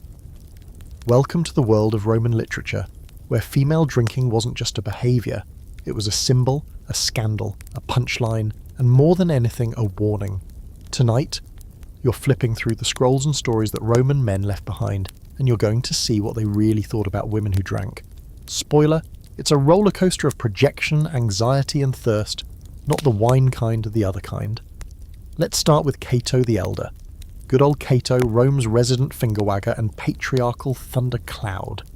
He's famous for lecturing just about everyone, but he had a particular passion for policing women. He once claimed that historically, Roman men were so strict that they would kill their wives for merely touching wine, something he seemed to think was both tragic and necessary. According to Cato, sobriety was the cornerstone of female virtue, and once a woman got a taste of the cup, well, next came adultery, gossip, political chaos, and the slow decay of the Republic. He probably needed a hug. In his speeches, Cato paints a clear picture. A sober woman is obedient, moral, and useful. A drinking woman, she's trouble, she's temptation, she's unpredictable. He never really explains why, but you can practically feel his fear of female autonomy soaking through the parchment. A woman with wine in his mind is a woman too close to joy, and joy apparently is dangerous. And then there's Juvenal. Oh, Juvenal. He was Rome's master of satire and venom, a man who could turn a cough into a conspiracy. In his sixth satire, essentially a raging 100-line insult poem directed at Roman women, he unloads all his frustrations about matrons who dare to act like people. He tells tales of noble women drinking in the company of gladiators, sneaking out to taverns in disguise, and slurring their way through poetry recitals. It's part fantasy, part complaint, and 100% projection. One of his most quoted lines accuses a woman of being thirsty before dinner, the implication being that she's not just drinking, she's drinking early. Scandalous.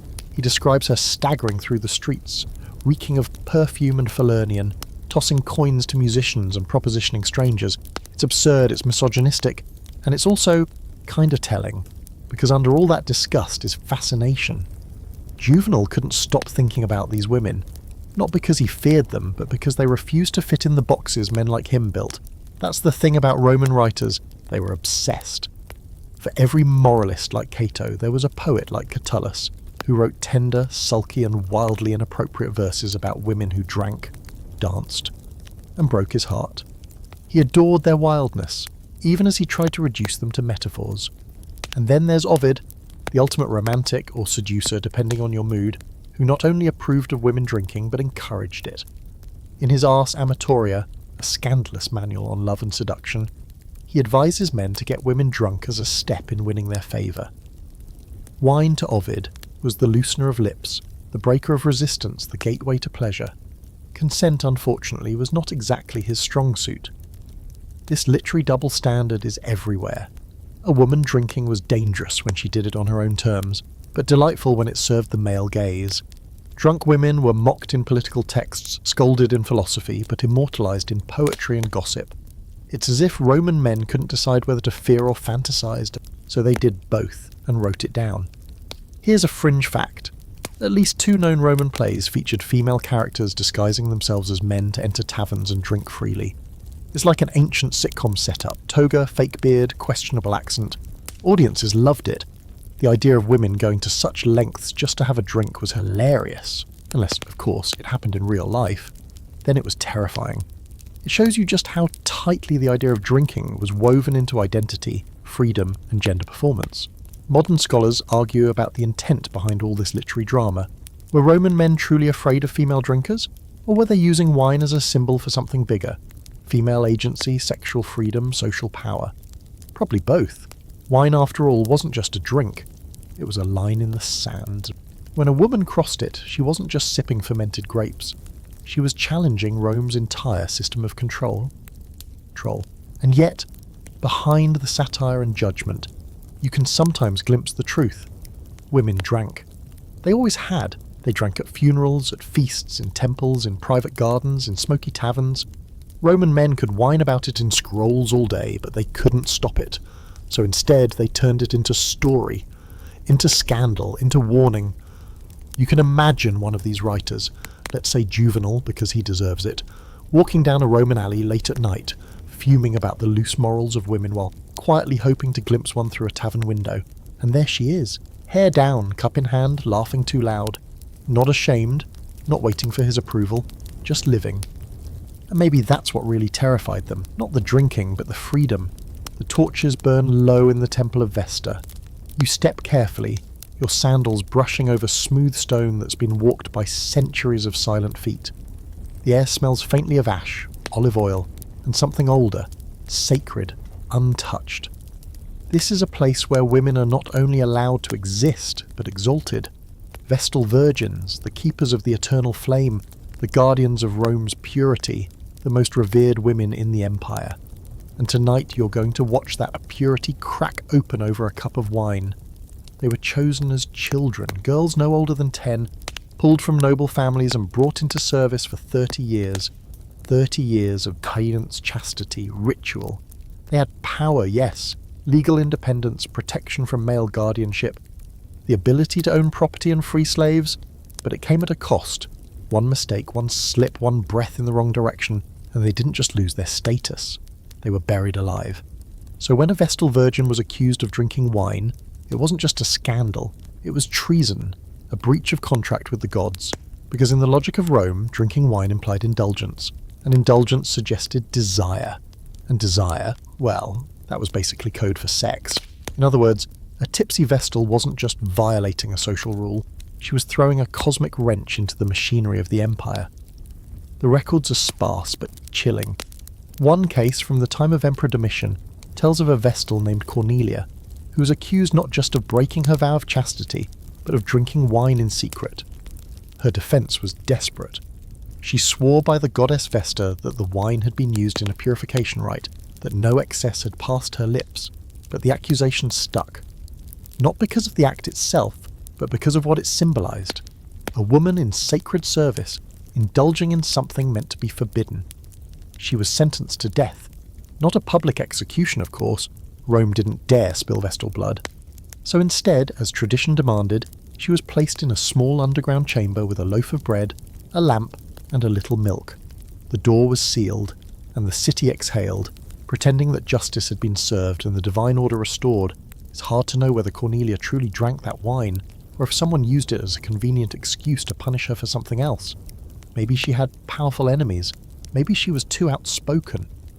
Maybe someone caught her laughing too freely during a feast and decided that was reason enough. In Rome, evidence didn't always matter. Perception did. What's especially chilling is how easily wine could be turned into a weapon, not in a goblet, but in a sentence. A man whispers that a woman drank and suddenly she's branded. For Vestals, who weren't allowed to touch or taste wine, except in the most formal rituals, even a rumour could be fatal. It didn't take proof, just breath. There's a fringe fact buried in one of Plutarch's lesser-read works that suggests some Vestals used a watered-down herbal wine, infused with mint, myrrh and sometimes poppy, as part of a sedative ritual before prayer. Technically not intoxicating, technically permitted under temple practice. But if taken out of context, that same mixture could be painted as indulgence, or worse, rebellion.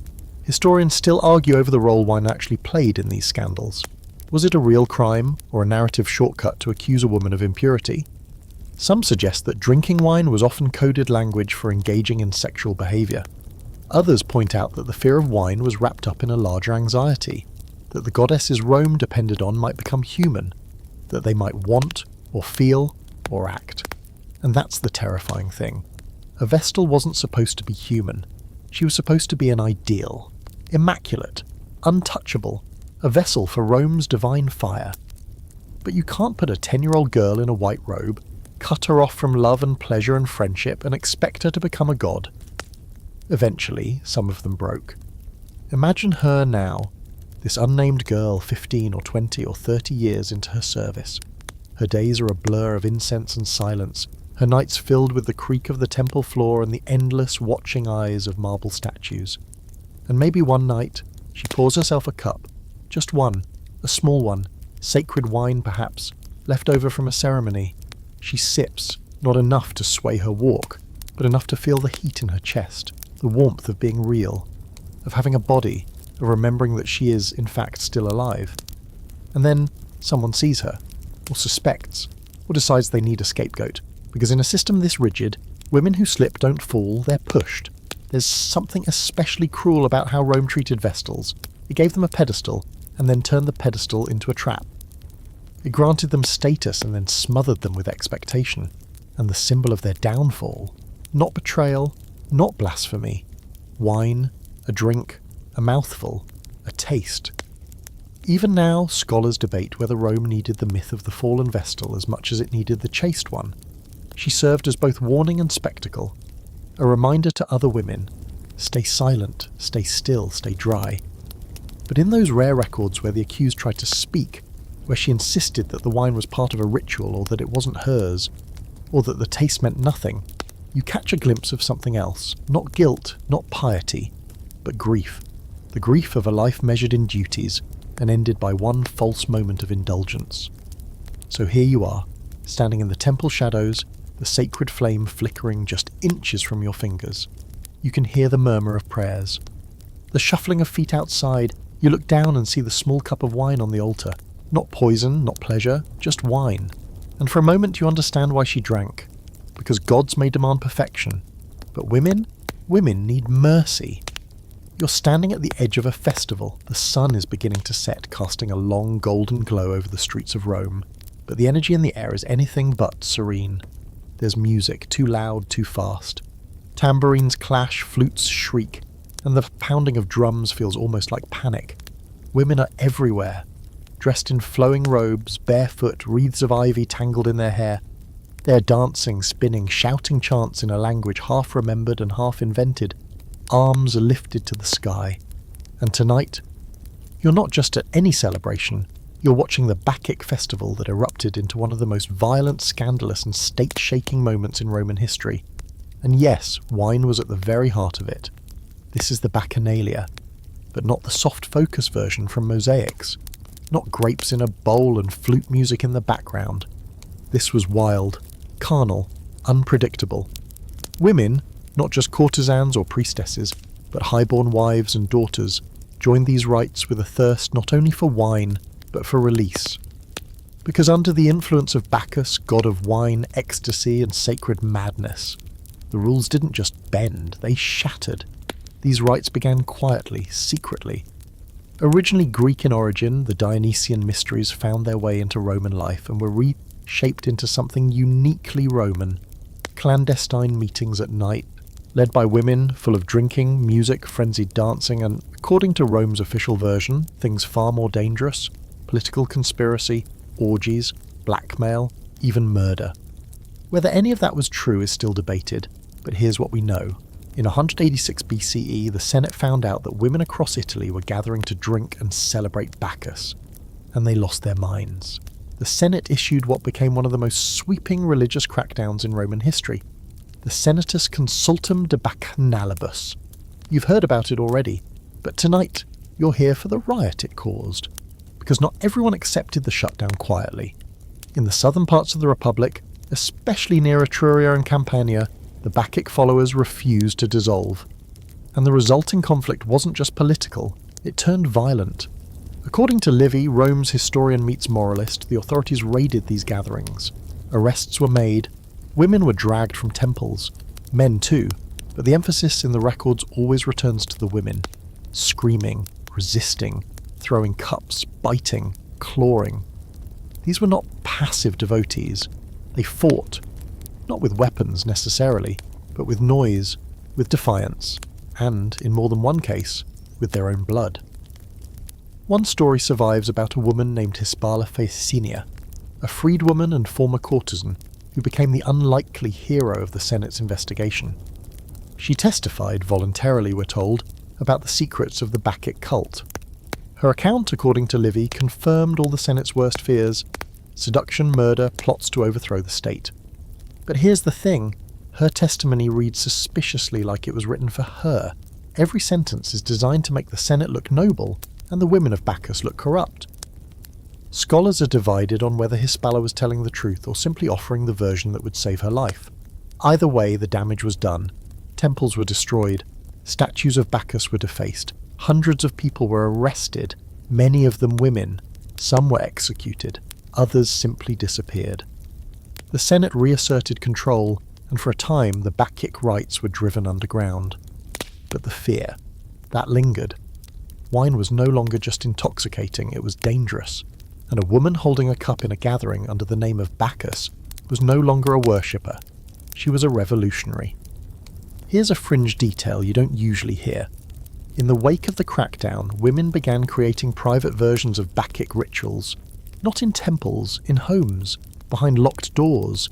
They'd paint ivy on the walls, use perfume instead of incense, water down the wine and whisper the old chants. Nothing formal, nothing official, but enough to remember, enough to keep something sacred alive, and that scared the authorities even more, because you can tear down a temple, but you can't unteach joy. You can't unteach what it feels like to drink without fear.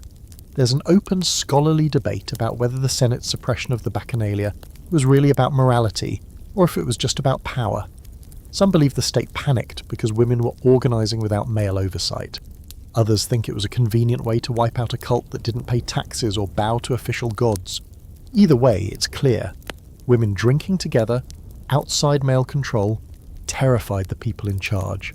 And for good reason. Think about it.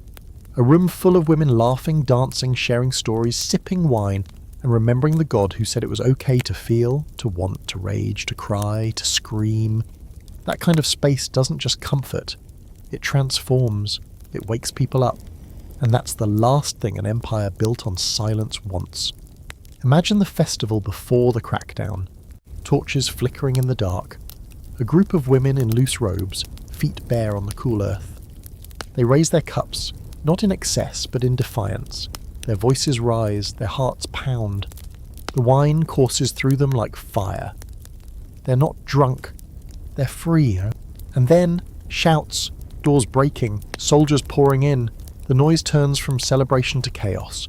A woman drops her cup and grabs her sister's hand. Another one screams, not from fear but from fury. They weren't just drinking. They were remembering who they were without shame. Rome wrote that moment as a victory, the restoration of order, the return of virtue. But the women who lived through it, they wrote something else. Not on scrolls, not in ink, but in ritual, in secrecy, in wine passed hand to hand under the full moon. So now, as the drums fade and the dust settles, you find yourself alone in the festival's aftermath. A single cup sits abandoned in the grass, half full, the wine warm from the night air. You pick it up, and in that moment you don't taste danger or madness, you taste memory. And maybe that's what Bacchus gave them, not chaos, not rebellion, but a taste of themselves, unfiltered. And that, Rome could never quite control. This time you're in a nursery, not the pastel, stuffed animal, lullaby soundtrack kind, but a Roman one, dimly lit, shattered with straw mats and small clay rattles, where the sharp scent of lavender oil doesn't quite cover the less poetic realities of babies. The cradle's been carved from rough wood, and nearby a tired woman in a plain tunic sways with a child on her hip. Her name might be Galla, or Nomentana, or simply Meritrix, wet nurse, and in the other hand, a small ceramic cup of wine. She sips slowly, carefully, because here, in the most intimate space of care and new life, wine is part of the routine, whether it's for the baby, the mother, or the one holding both together. You're probably wondering, did Roman women really give wine to babies? The answer is, kind of. Wine in the Roman world wasn't always what we imagine. A rich red served in elegant goblets. Much of it was weak, heavily diluted, and used more like flavoured water. So when a baby was colicky or a child feverish, the local solution wasn't Tylenol, it was a splash of wine in a rag to suck on, or a spoonful mixed with honey to calm the nerves. Even Pliny the Elder, ever the champion of natural remedies, recommended wine infused with herbs to quiet infants who wouldn't sleep. And who do you think was mixing that, pouring that, administering that? Always women. But the real story tonight isn't about babies sipping spiced wine, it's about the women who kept them alive, and the strange contradictory expectations placed on their bodies. Wet nurses were in high demand among elite Roman families. Often enslaved or freed women, these women nursed infants not their own, sometimes for years, and were expected to care for them as tenderly as their own mothers might. But they weren't allowed to be fully human. They were expected to be maternal, but not emotional, devoted, but not disruptive, nourishing, but controlled. And wine, that became yet another tool in the tightrope they walked. On one hand, wet nurses were forbidden from drinking too much wine. The belief was that alcohol spoiled the milk, turned it bitter, made it unhealthy, or worse, infected the infant with vice through breast milk. Some manuals warned that babies suckled by wine-drinking nurses would grow up lazy, lustful, and prone to temper tantrums. One author, Soranus, Rome's most respected baby expert, yes, that was a job, insisted that a nurse's diet should be bland, predictable, and sober. Bread, vegetables, water. And if wine absolutely had to be included, it had to be very diluted, and only if prescribed. But that's just one side of the scroll. On the other, midwives and older nurses often relied on wine to manage exhaustion, regulate moods, and get through long nights with crying infants. When you're feeding a squirming newborn every few hours, changing linens soaked in all manner of bodily fluids, and trying not to collapse from your 6th sleepless night in a row, a little cup of spiced wine can feel like survival, and sometimes women used wine to quiet the babies themselves. Not often, not openly, but the whisper was there: if the baby won't sleep, wet the nipple with sweetened wine, just enough to soothe. Of course, this practice was never officially approved. Roman medical texts were full of men explaining how women should behave, but they didn't on how they actually managed the real, brutal work of child rearing. That's where the oral traditions came in. The wisdom passed from one woman to another, whispered in kitchens, shared behind closed doors, recipes for calming teas, poultices, baths, and wine. Not to party, not to celebrate, but to cope. And here's a little fringe fact. There are some inscriptions scratched into nursery walls or scrawled in margins that hint at nurses joking about their milk and wine duties. One in Pompeii reads something like, "She feeds the baby by day and herself by night." You can almost hear the dry humour in it, a moment of levity from a woman who's spent too long rocking someone else's child. The social contradiction here is stunning. Rome expected women, especially nurses and mothers, to endure the impossible. Give birth with minimal complaint, feed and clean and console without rest, but God forbid they look for comfort, even in a cup. If a nurse was found tipsy, it wasn't the system that failed her. It was her moral weakness, and yet the very same families that judged often stocked the wine. Scholars debate how common this quiet use of wine was in nurseries and among caregivers. Some argue it was rare, reserved for emergencies or illness. Others point out that wine was such a fixture of Roman life that its use among women, especially those working under strain, had to be more regular than the records suggest. After all, no man was standing over a wet nurse's shoulder every night. There was room, however small, for her to do what worked. Now, imagine her again, this exhausted, half-forgotten woman. It's the 3rd hour of the night. The baby finally sleeps. She slips away to the corner, unwraps a small cloth bundle from her tunic, and pours herself a few sips of wine from the jug in the pantry. Not too much, she knows her limits, but enough to feel her muscles unwind. Enough to remind her she's more than a milk machine. And maybe she sings a lullaby to herself this time. Something soft, from a home she doesn't get to visit anymore. A song her own mother taught her, long before she became someone else's caretaker.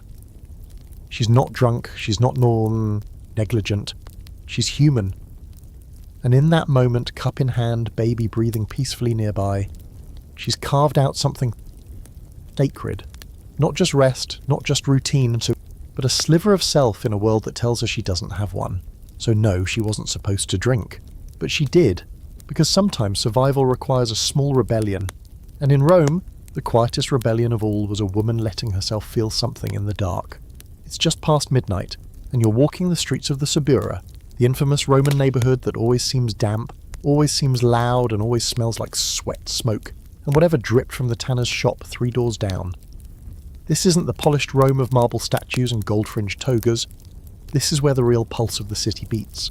A jumbled chaos of tenement apartments, narrow alleys, taverns, bathhouses, and people who've never seen the inside of a senator's villa.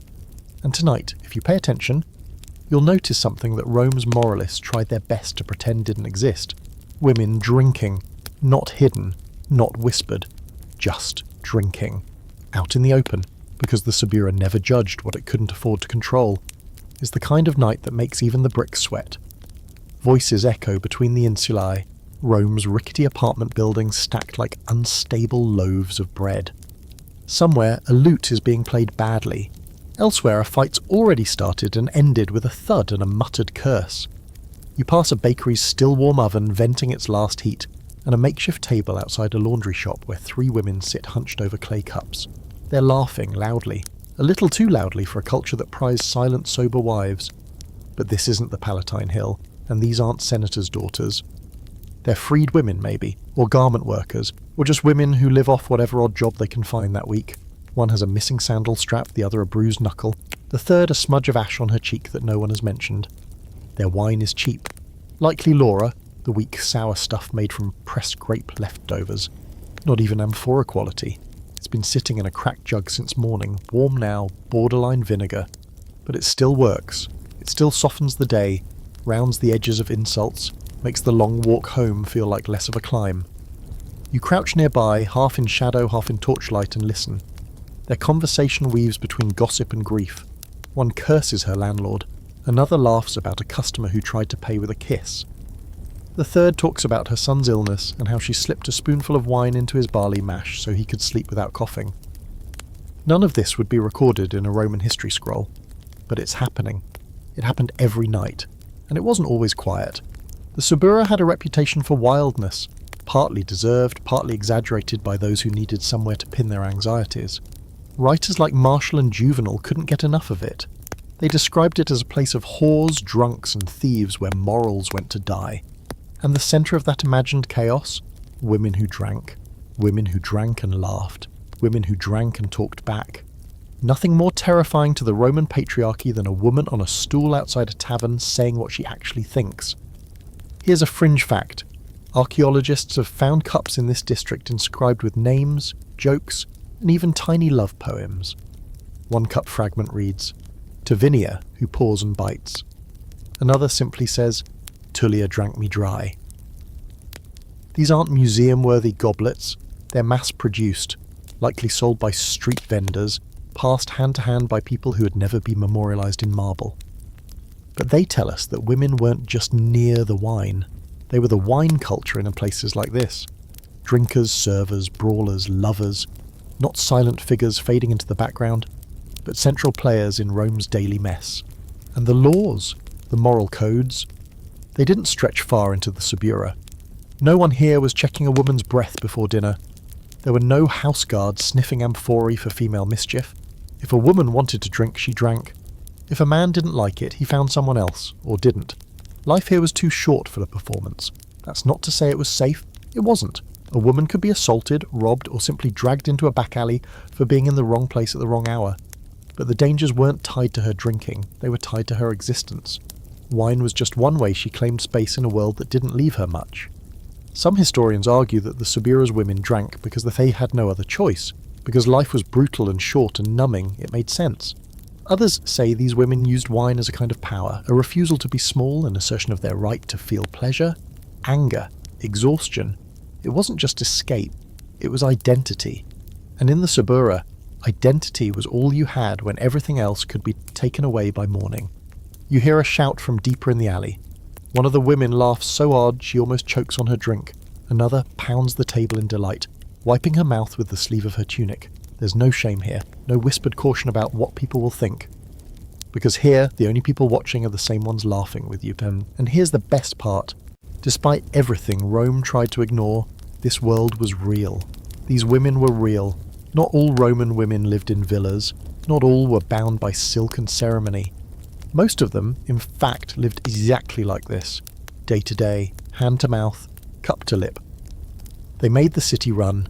They raised its children, cleaned its filth, and sometimes, when they had nothing else, they drank under the moon and reminded each other they were still alive.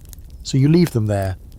These 3 women with their cracked cups and calloused hands, their laughter rising into the night. You walk deeper into the Subura, past the echoes of old songs and arguments, past the wine spilled into the gutter, and the dreams soaked into wood. And you remember, Rome wasn't just built by emperors and senators. It was also built by women who drank in the dark, in alleys, in corners no one painted. And if history forgot them, that says more about history than it does about them. Tonight, you're inside a villa again. Warm marble floors, well-fed oil lamps, the distant pluck of a lyre from somewhere behind a curtain. You've returned to the side of Roman society that prided itself on order, wealth and control, and yet even here, in a house where every cushion is embroidered and every servant knows their cue, women are drinking. Not openly, of course. Not the Matrona at the head of the table, or the daughter fresh from her rhetoric tutor. No, this is quieter. This is loophole territory. Because what Roman law denies, Roman women often outwit. And tonight, you're going to learn how they did it. How some Roman women, trapped in a system designed to keep their wine cups empty, found legal and social backdoors that let them fill them anyway. You could call it resourceful. You could call it rebellion. Either way, it was clever. Let's start with the obvious. Official Roman law didn't always outright forbid women from drinking wine. It limited them, judged them, policed them, but rarely in a way that said never. What Rome actually did, more often, was create a culture of assumption. A respectable woman doesn't drink. A modest woman doesn't touch the cup. But nowhere in the 12 Tables does it say, if she does, she'll be jailed. The trick then was to stay within the blurry edge of custom, and that's exactly what some women did. One of the easiest ways around the rules? Religious exemptions. Certain rites, especially those involving fertility goddesses, funerals or household spirits, required wine. A woman preparing a ritual libation to the lares, the family's guardian spirits, could pour and even taste the wine herself. Not in celebration, but in duty. And if a woman poured a little extra for herself after the offering, who could question that? It was sacred. It was for the gods. Then there was the matter of health. Roman doctors, most of them male naturally, prescribed wine for everything from headaches to womb-related melancholy. If a woman claimed she needed wine for a fainting spell, no one could really argue, and some women leaned into that. A well-timed sigh, a claim of weakness. A faint at dinner? Suddenly a small cup of mulsum was delivered with concern, not condemnation. One fringe example comes from a preserved letter found in a villa near Pompeii, written by a woman to her sister-in-law. The letter reads like casual gossip, but halfway through the writer boasts, "I told Flaccus the wine was for the pain in my temples, and he said nothing, only waved me to the couch." Whether or not her temples actually ached is beside the point. She found her angle. She took it. Wealth helped too. The richer the woman, the more options she had to blur the lines between proper and improper. For example, drinking during meals was suspect, but sipping during preparation? Entirely acceptable. Many elite Roman women were deeply involved in their kitchens and pantries, overseeing slaves, inspecting ingredients. In this space, she might taste a bit of the cooking wine. A test, a quality check. Who could say she wasn't just doing her job? And if a woman wanted to drink during a feast without being seen, there were even subtler methods. One trick mentioned in the margins of a commentary on Horace: women mixing wine into their water cups under the table, where no one could see.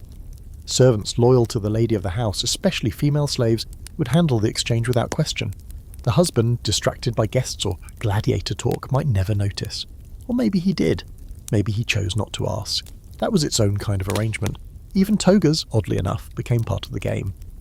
Respectable women didn't wear togas. Only sex workers or accused adulteresses did. But in the privacy of the home, a woman might slip one on as a joke, a private costume, a what if, and in that role, mischievous, symbolic, she might raise a glass. Tonight, she might say, I am not a matron. And that alone could be enough to make it feel like permission. There's a long-running debate among scholars about whether these loopholes were acts of rebellion or simply examples of elite women adapting to survive within a broken system. Some argue they were complicit, maintaining the very structures that oppressed other women. Others believe these moments, tiny private sips of freedom, were profound. Even when stilent, they were resistance, not with fire or swords, but with cunning. And here's a strange little twist. Sometimes the law was simply too vague to enforce. For example, the famous kiss test tradition, husbands kissing their wives to smell for wine, was never enshrined in official legal code. It was custom, expectation. So if a husband chose to skip it, if he pretended not to notice, if he was more interested in maintaining peace than punishing infractions, that was its own kind of loophole. Marriage dynamics mattered. Not every Roman husband was a Cato. Some were indifferent. Others amused. Some possibly even poured the wine themselves. If a wife knew when to laugh at the right joke, manage the household well, and stay politically useful, a little wine now and then became a minor offence, more of a smirk than a scandal. And of course there were women who simply didn't care. Who didn't bother with excuses or rituals or fainting spells. They drank because they wanted to, and they accepted the risk. Some were caught, some weren't, but the majority, they lived in that grey area. Just enough obedience to stay safe. Just enough indulgence to stay human. Imagine one of them now, seated on a low stool in the kitchen, after the last guest has gone. Her dress is loosened, her sandals off. She's just spent 6 hours managing seating, ordering slaves around, pretending not to hear half the things the men said about politics and war. She reaches into a hidden drawer beneath the pantry shelf, pulls out a small jug marked olive brine. But it's not. It's wine. Stronger than she likes, but tonight she doesn't mind. She pours herself a modest cup. No one is watching, she doesn't raise it to the gods. She doesn't whisper a prayer, she just drinks. And for those few quiet minutes, she's not a wife or a mother or a keeper of other people's appearances. She's just herself. And that's the beauty of a loophole. Not the law it bends, but the life it allows. Tonight, you're no longer on land. You're drifting down the Tiber River on a wide, flat-bottomed barge painted with fading red swirls and gold trim, just enough to say, I'm rich, but let's not get official about it. The boat creaks gently with every current, its lanterns swinging slightly as the city glows on the horizon behind you. There's laughter from the upper deck, the splash of wine being poured, the subtle clang of silver against ceramic. Above, the stars shimmer. Below, the water whispers secrets it'll never repeat. And at the centre of it all, a woman, matron by birth, hostess by choice, throwing the kind of wine-drenched party that would horrify a censor and thrill a poet.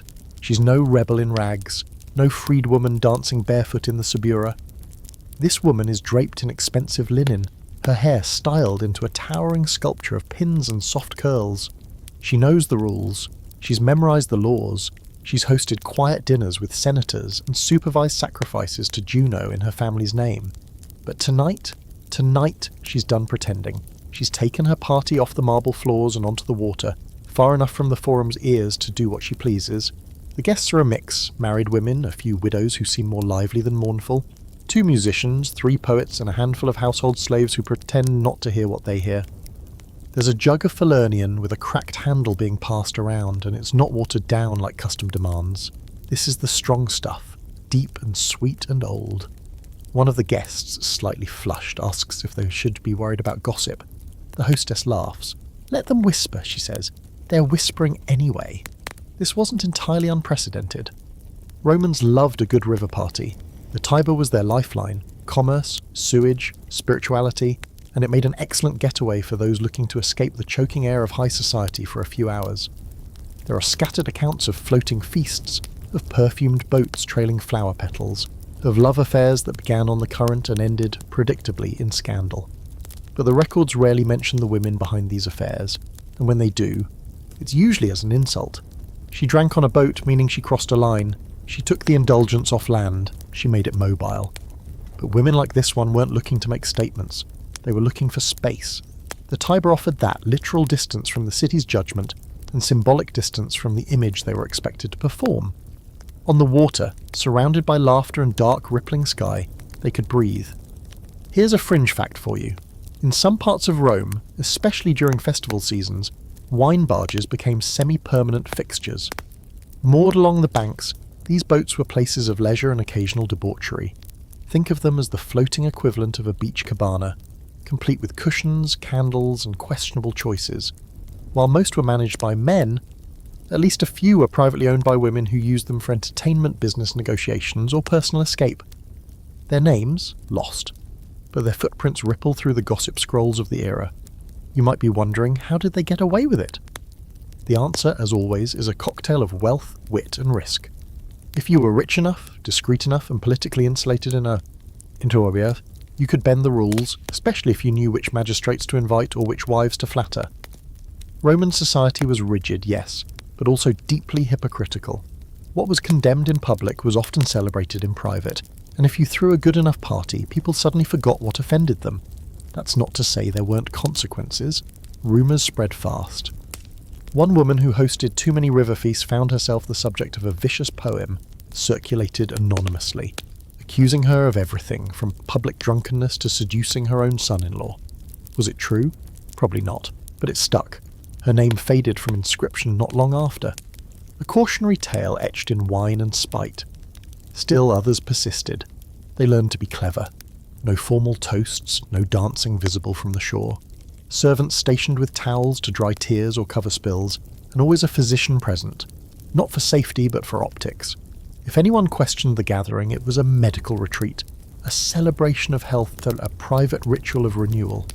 You can picture it now, the hostess, let's call her Tullia, leaning back on her cushioned couch, the breeze playing with the fringe of her shawl.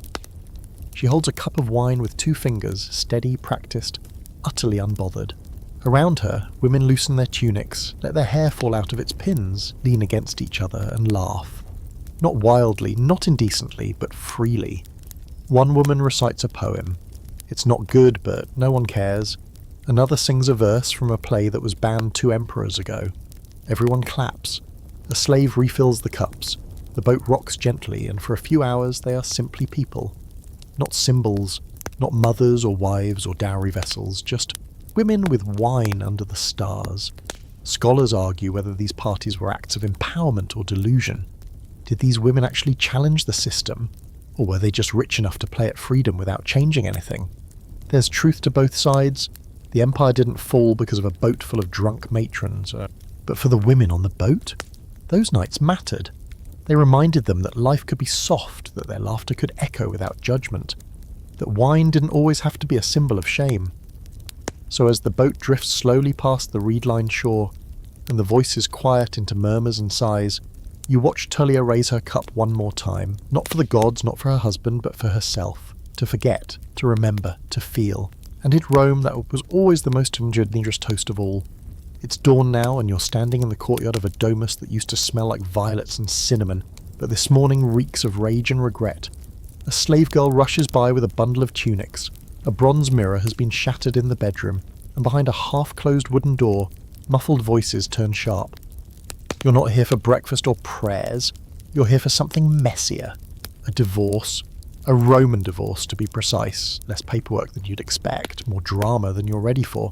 And at the centre of it all, once again, is wine. Or at least the accusation of it. You peer through the curtain. The husband is pacing. The wife, still wrapped in a nightrobe, her hair loose, is staring straight ahead like her soul has already left the building. They've barely spoken since last night, since the guests left, since she had 1 cup too many and laughed at the wrong man's joke. Or maybe she didn't. Maybe she only looked like she'd been drinking. Either way, someone whispered, and now here you are watching a marriage unravel because of a smell or a rumour. In Rome, divorce wasn't rare.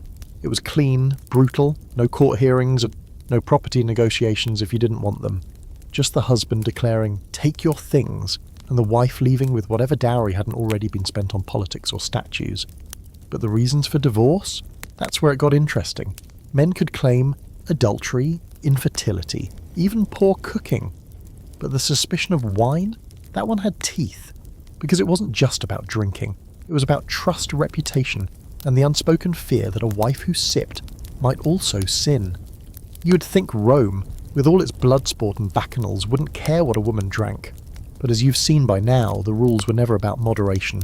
They were about control. A woman with a cup was a woman with potential, to speak out, to act up, to seduce, to poison. And when the power balance in a marriage was already tilted heavily toward the husband, it didn't take much to tip it over. One famous story, retold and embellished by generations of Roman gossipmongers, involved a noblewoman named Antonia, who was seen sipping from a wine cup at a family gathering. Her husband confronted her later, furious. She insisted it was part of a religious offering. He insisted she was lying. The next morning her belongings were on the street. The slaves who'd served her that night, beaten, one even killed, and Antonia never remarried. Her name stopped appearing in the public invitations, all for a sip. The line between fact and fiction is thin in these stories, of course. Roman writers were always more interested in moral drama than truth. But what matters is how these stories functioned. They weren't just warnings. They were lessons, a whisper that said, Watch your hands, watch your lips, watch your breath, especially when the man you're married to holds your future like a sword. There's a fringe detail buried in a legal commentary from the 3rd century that suggests some women added dried figs to their cups to dull the smell of wine on their breath. Figs were sweet, sticky and strong-smelling, perfect for masking. It's a small thing, but you can picture it. A wife dropping bits of dried fruit into her cup under the table, sipping slowly, smiling at her husband, while he talks about tax reforms, praying he never leans too close, but sometimes he did, and sometimes he used it. The scholar Valeria Valla argues that many wine-related divorces were actually excuses, cover stories for deeper tensions, a wife too outspoken, a marriage no longer politically useful. Wine, she says, became the moral dagger, easy to wield, hard to disprove. Because even if you hadn't touched the cup, could you prove it? Could you convince the neighbours, the priest, the Senate? And if a woman dared to fight back to say the divorce was unjust, she'd often be met with laughter, or worse, shaming, public performance. Imagine being dragged into a forum to defend your scent, to insist your breath wasn't sour with wine, only garlic, to swear by Vesta herself that you hadn't touched a drop. Some women gave up, packed their things, took their bruised reputations and went back to their father's homes if they had one. Some remarried, some never did. And a few, very few, fought. They brought witnesses, they called in slaves to testify, they argued that their husbands drank more, that the accusation was hypocrisy. These women were rare, and often remembered more for their boldness than their success. But they existed, and they mattered. Now imagine her, this nameless woman, standing in the courtyard as the sun rises. Her arms are crossed. She's not crying, she's done that already. Her husband has just told her she's no longer suitable. That her behaviour, her sloppiness, is shameful. He won't say it outright, but she knows what he means. 1 glass of wine, maybe 2, a flush in her cheeks, a laugh he didn't like. Maybe she said something clever. Maybe she just looked happy. She looks up at him and says nothing. There's nothing left to say. She turns, lifts the hem of her robe, and walks out. A slave follows with her things. The door closes behind her like a chapter ending. And here's the part that doesn't make it into most scrolls. She wasn't drunk. She was tired. She was done being silent. She drank because it was the only thing that made the noise in her head slow down for half an hour. And because for that half hour she felt like herself. So yes, Roman women were divorced for drinking, or for appearing to drink, or for doing nothing at all, but living in a world where the taste of wine could be mistaken or used as proof of failure. But they didn't stop. Some just learned to be more careful. Others poured the next cup with steady hands and harder hearts, because in a system that was always waiting to punish them, sometimes the most radical thing a woman could do was to enjoy something anyway. You're walking into a Roman home, but the mood is different now, heavy, slowed down, scented with ash wax, and the soft rot of withered flowers. The atrium is darkened, shutters drawn tight, and everything's been draped in black cloth. This isn't a party. It's a conclamatio, the long farewell. Someone has died, and the house has shifted into mourning. You can hear the low chant of hired mourners outside the front door, their voices rising and falling like wind through cypress trees. Inside, a group of women sits cross-legged on the floor, and between them passes a cup, small, unadorned, chipped at the rim. It's filled with wine, and in this moment no one questions it, because death in Rome made room for wine in women's hands, for a little while. The Romans had a complex relationship with mourning. It was theatrical and strict, filled with rituals that bordered on performance. Grieving women were expected to cry publicly, tear at their hair, beat their chests, and wail loud enough for the neighbours to hear. But behind those dramatic gestures lived something quieter, something truer, and wine was part of that space. For 9 days following a death, the household entered luctus, a period of prescribed grief. The body would have been displayed in the atrium, eyes closed with coins, surrounded by censers and symbolic items, torches, laurel branches, mirrors covered to keep the soul from getting confused. Meals were simple, voices stayed low, and every night offerings were made at the household hearth: milk, honey, and wine. The women of the house, especially the widow if the dead was a husband, handled these rituals, and by handling them they gained temporary access to something usually forbidden. They could pour the wine, taste it, use it in prayers, offer it to the spirits. And more than that, they could drink it for themselves, not in celebration, not in rebellion, but in sorrow, in weariness, in that aching place where the body feels empty and the soul too full.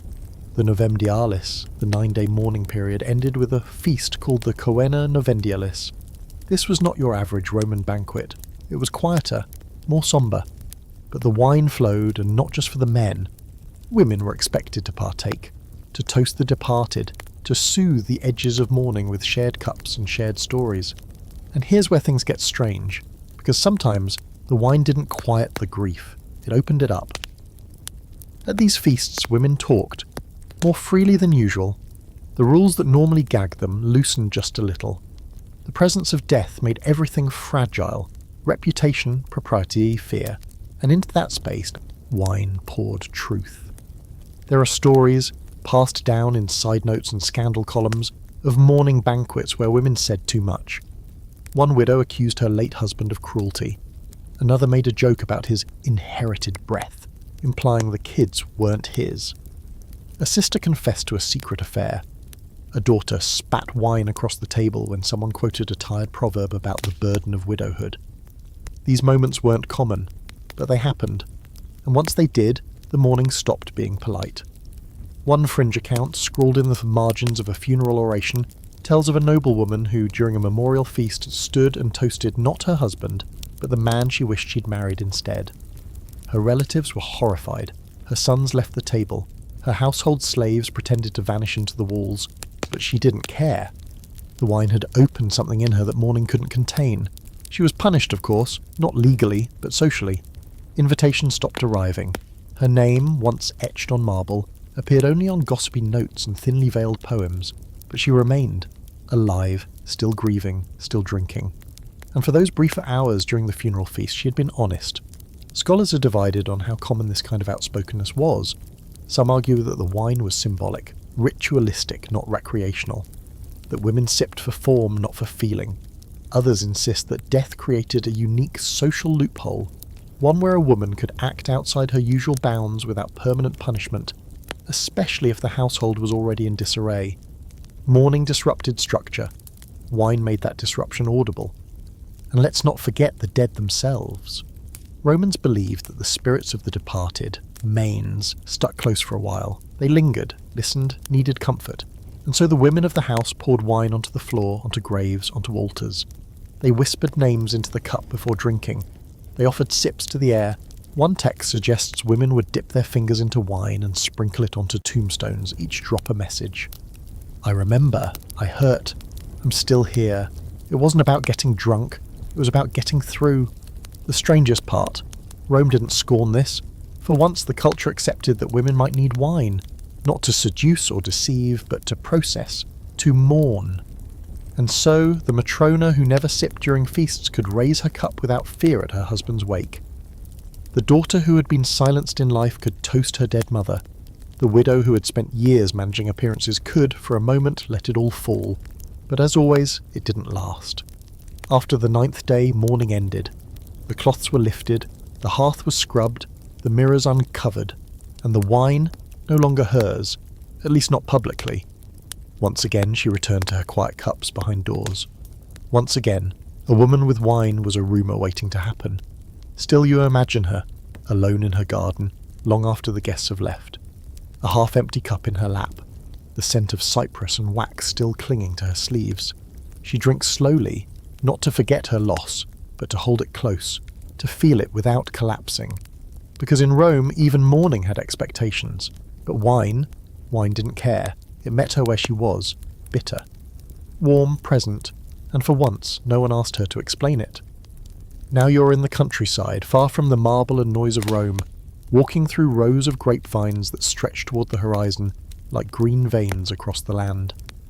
The sun is high and hot, beating down on your shoulders, and the air hums with the buzz of bees and the occasional shriek of a child somewhere nearby. The road you're on is dirt, packed hard by feet and carts and the slow tread of donkeys.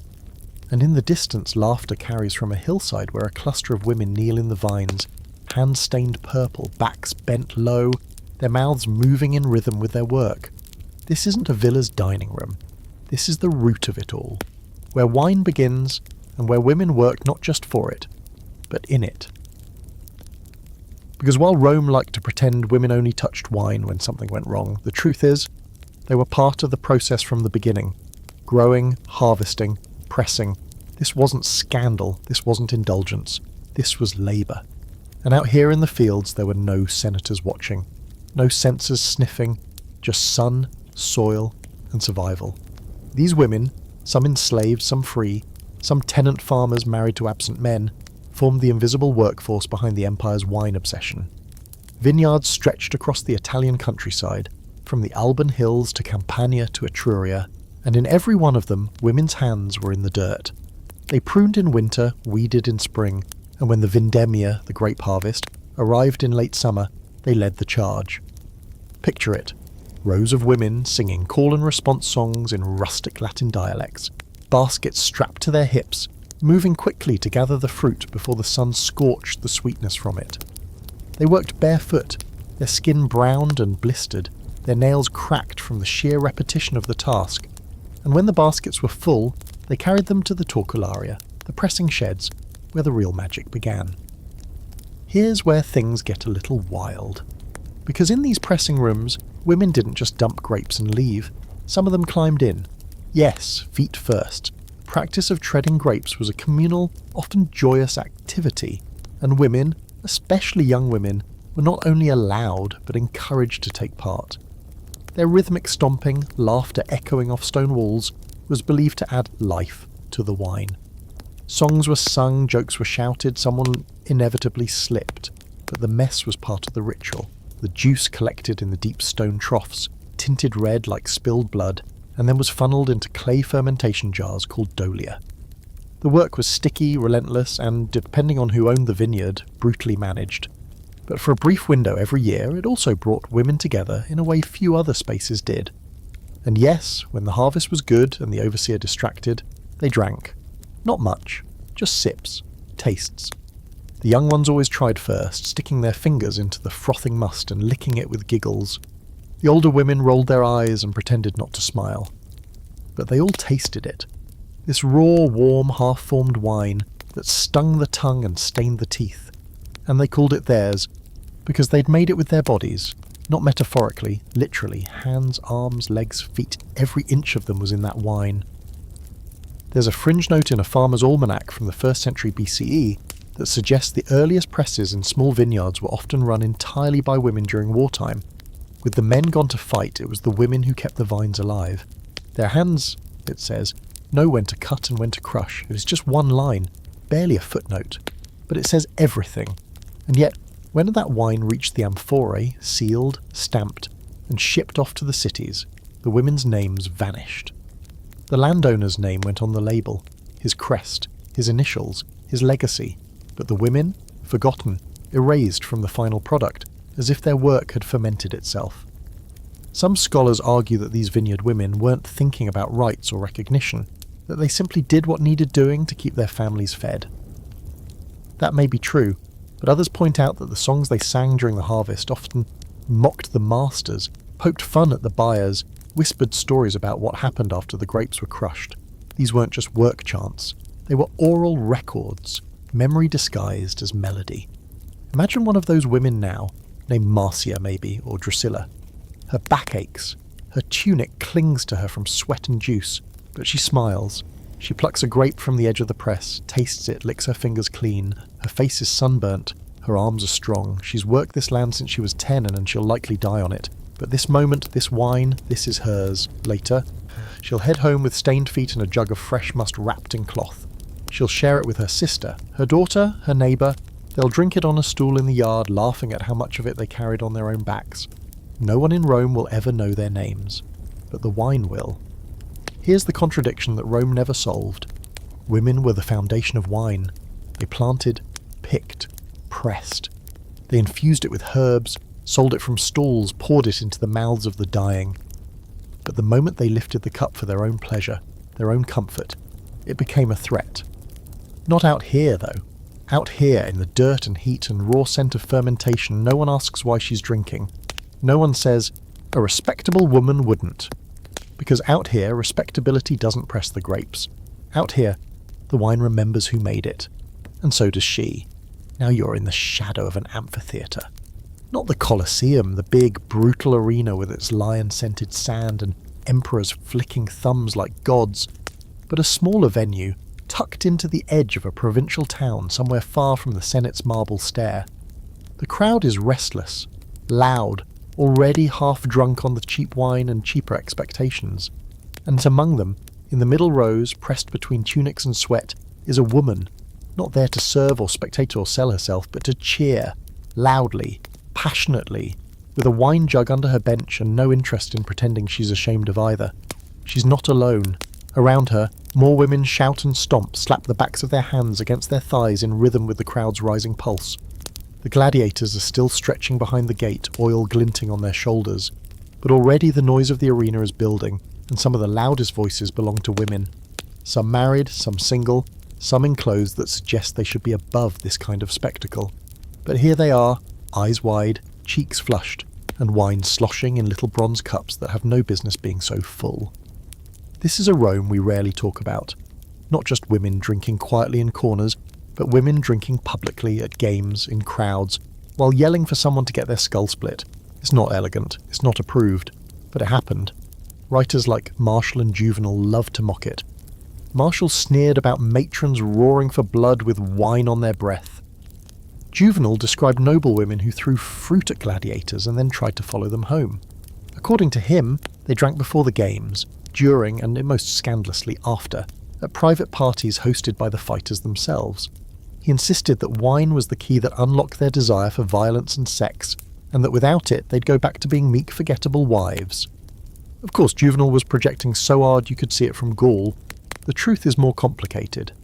Wine at the games wasn't technically banned for women, it wasn't even discouraged. Vendors moved up and down the aisles with amphorae on their shoulders, offering cups to anyone with a coin and a thirst. Women took them, sometimes eagerly. Sometimes because the sun was relentless and the blood made them queasy. Sometimes because it was the only part of the day they didn't owe to someone else. But the image of women enjoying wine in a public masculine space like the amphitheatre, that rankled. Because the arena wasn't just about violence, it was about power, about watching bodies be broken for sport, about control dressed up as entertainment. When women entered that space not as sobbing onlookers but as participants, laughing, drinking, choosing favourites, it short-circuited the script. Some elite men found it amusing, others found it terrifying. There's a fringe anecdote recorded in a soldier's travel journal, yes, they kept those, about a provincial arena where a woman, bolder than a widow and louder than the crowd, heckled a governor during the games. She was reportedly drunk on honey wine, and when soldiers came to remove her, the crowd turned on them. She vanished afterward, likely arrested or silenced. But for a moment, her voice had carried farther than the governor's, all because she'd had the gall to drink and speak at the same time. Scholars still argue over how frequent these women were in arena culture. Some say they were rare, exceptions that proved the rule. Others believe they were more common than we think, just systematically erased or mocked until they seemed like myth. What's not debated is the symbolism, wine, voice, spectacle. A woman who drank at the games wasn't just thirsty, she was present, unapologetically present in a world that wanted her quiet. And sometimes she drank to feel what everyone else was allowed to feel. Release. In a society that gave her few safe places to express rage, grief, lust, or thrill, the games offered a strange, bloody freedom. When the crowd roared, she could roar too. When the jug passed her, she didn't have to pretend to be above it. She could drink. She could yell. She could belong. Picture her now, her name lost to history, but not her impact. She's wearing a tunic a little too fine for this place, her sandals dusty from the walk. Her friend hands her the cup. She drinks it down in one pull, wipes her mouth with the back of her wrist, and screams as the gate rises and the fighters emerge. But she doesn't care who's watching, she doesn't care what the scrolls will say, this is her moment. She's not noble, she's not pure, she's here. And in the raucous din of the crowd, she blends into something bigger than herself, something loud, unruly, alive. For once, her voice doesn't need permission. Her presence doesn't need justification. The wine is hot in her chest, and the crowd's excitement hums in her bones. And you know what? She's not thinking about politics or poetry, or what some toga-clad senator will whisper about her tomorrow. She's thinking about now, about the blood, the heat, the crush of bodies, and the sharp, sweet sting of freedom that only ever lasts a few hours. Then the games begin. And so does her laughter. It's late now, past the hour when respectable Rome sleeps, past the hour when even the brothels dim their lamps and close their curtains. You're standing outside a taberna venaria, one of the many wine shops tucked into the cracks of the city, just off a cobbled street that never quite dried from last week's rain. The shop's facade is simple. Faded graffiti carved into the stone, a wooden counter scarred by the cups and coins, and an open doorway that exhales the warm, fermented breath of too many people packed into too small a space. Inside, women drink. And no one pretends they're not supposed to. They're not aristocrats, not priestesses, not even wives. These are women who live on the edge of Roman propriety. Slaves, freedwomen, sex workers, peddlers, laundresses, actresses. Women who never had the luxury of avoiding judgment because they were judged from the start. And here, in the glowing, grimy comfort of the wine shop, they find something no temple or villa ever gave them: belonging. The taberna is loud, not in a chaotic, festive way, but in the humming, overlapping rhythm of people who've had long days and longer lives. Cups clink, dice rattle. Someone sings badly from the corner. A dog limps through underfoot, ignored. And in the centre, a woman leans over a makeshift table, gesturing wildly with her hands, spilling wine down her wrist as she talks. Her laughter cracks the air like a whip. The man across from her raises his eyebrows and refills her cup. These shops were everywhere. Rome's poor neighbourhoods had them lining the streets like the ancient version of corner bars. Some were respectable, run by former soldiers or families trying to make ends meet. Others were seedy, places where wine was cut with seawater and a favour cost less than a cup.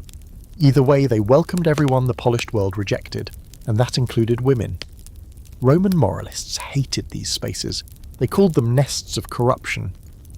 Places where women lost themselves, as if there was a better place waiting to find themselves in. The women who drank there were mocked as meritrices, not always prostitutes, but close enough in reputation that no one bothered with distinctions. It didn't matter if she was there to rest her feet or to escape the cold. If she drank, she was marked. But these women didn't need society's permission. They already knew they'd been excluded. So they built something else, a kind of sisterhood, even if they'd never call it that. One might be a retired looper, a former prostitute with a laugh like cracked leather and stories that make the walls blush. Another might be young, just in from the countryside, still learning the rhythm of the city, still pretending not to notice the stairs. Another might be middle-aged, her hands rough from scrub-in, her eyes sharp enough to slice bread. They're not friends in the formal sense, but when one of them curses her landlord, the others nod. When one slams her cup down and mutters about a missed payment, the rest slide her the jug without asking. Here's a fringe fact. Excavations in Pompeii have uncovered multiple wine shops with painted menus still visible on the plaster walls. Some offered wine in 3 price ranges: vinum, optimum, bonum, and villissimum. The cheapest was barely drinkable, but it sold fast, and graffiti nearby often included names, many of them feminine. Livia was here, Julia drinks strong, Cassia owes me a cup. These weren't warnings, they were claims. Women not only drank there, they left their mark. Scholars still debate how much agency these women had. Some argue that wine was just another tool used to exploit them, that they were plied into submission, kept drunk to stay silent.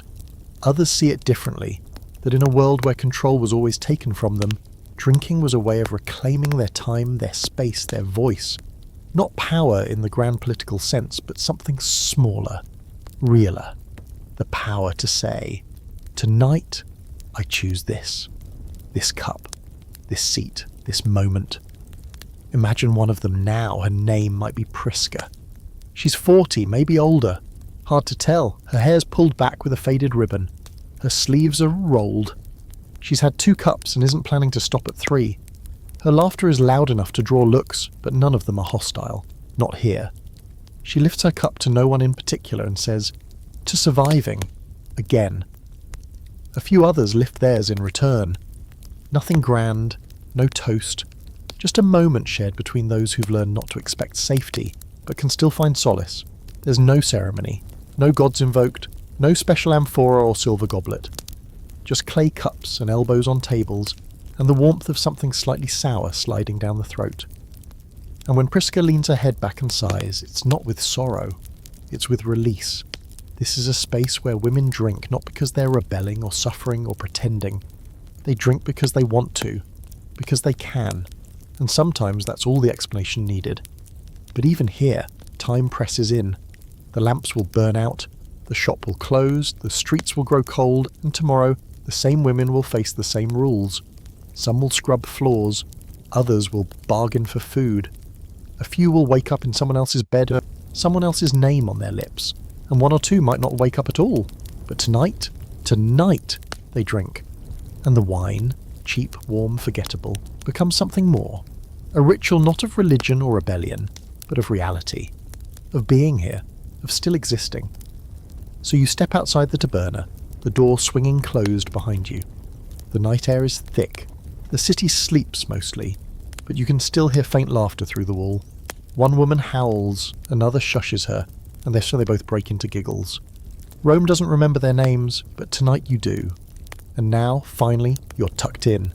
Head on the pillow, lights low, the fan humming somewhere in the background like the Tiber at night, like wine pouring gently into a chipped cup.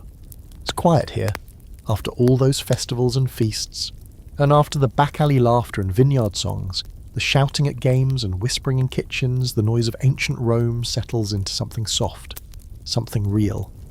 Because this story, the one you've just wandered through, wasn't just about women drinking. It was about what they were trying to taste: freedom, identity, comfort, rebellion, control, sometimes all at once. And now, after 30 long nights and narrow alleys and endless cups raised in the shadows, let's just sit with that. You've met women who drank for joy and women who drank for pain. Women who were punished for sipping too slowly, and women who slipped wine into religious rituals just to get a taste of something they weren't supposed to want. Some of them wore silk, some of them wore soot, and still, their hands curled around the same shape, a cup that said, "For a moment, this is mine." That's what lingers, isn't it? The smallness of it, the intimacy. One sip of something forbidden, not poured in defiance of the law, but in quiet defiance of being erased. Because Roman history rarely wrote these women down. You won't find many statues of them. Their names barely show up on tablets or monuments. When they appear in poems or speeches, they're usually being scolded, reduced to lessons, warnings, a smudge on someone else's legacy. But they lived, and they drank. And whether it was a noblewoman toasting on a riverboat, or a laundress draining a cup in the dirt outside a tenement wall, or a wet nurse sighing over a child and a jug of spiced red, each of them carved out a space in a world that insisted they stay small.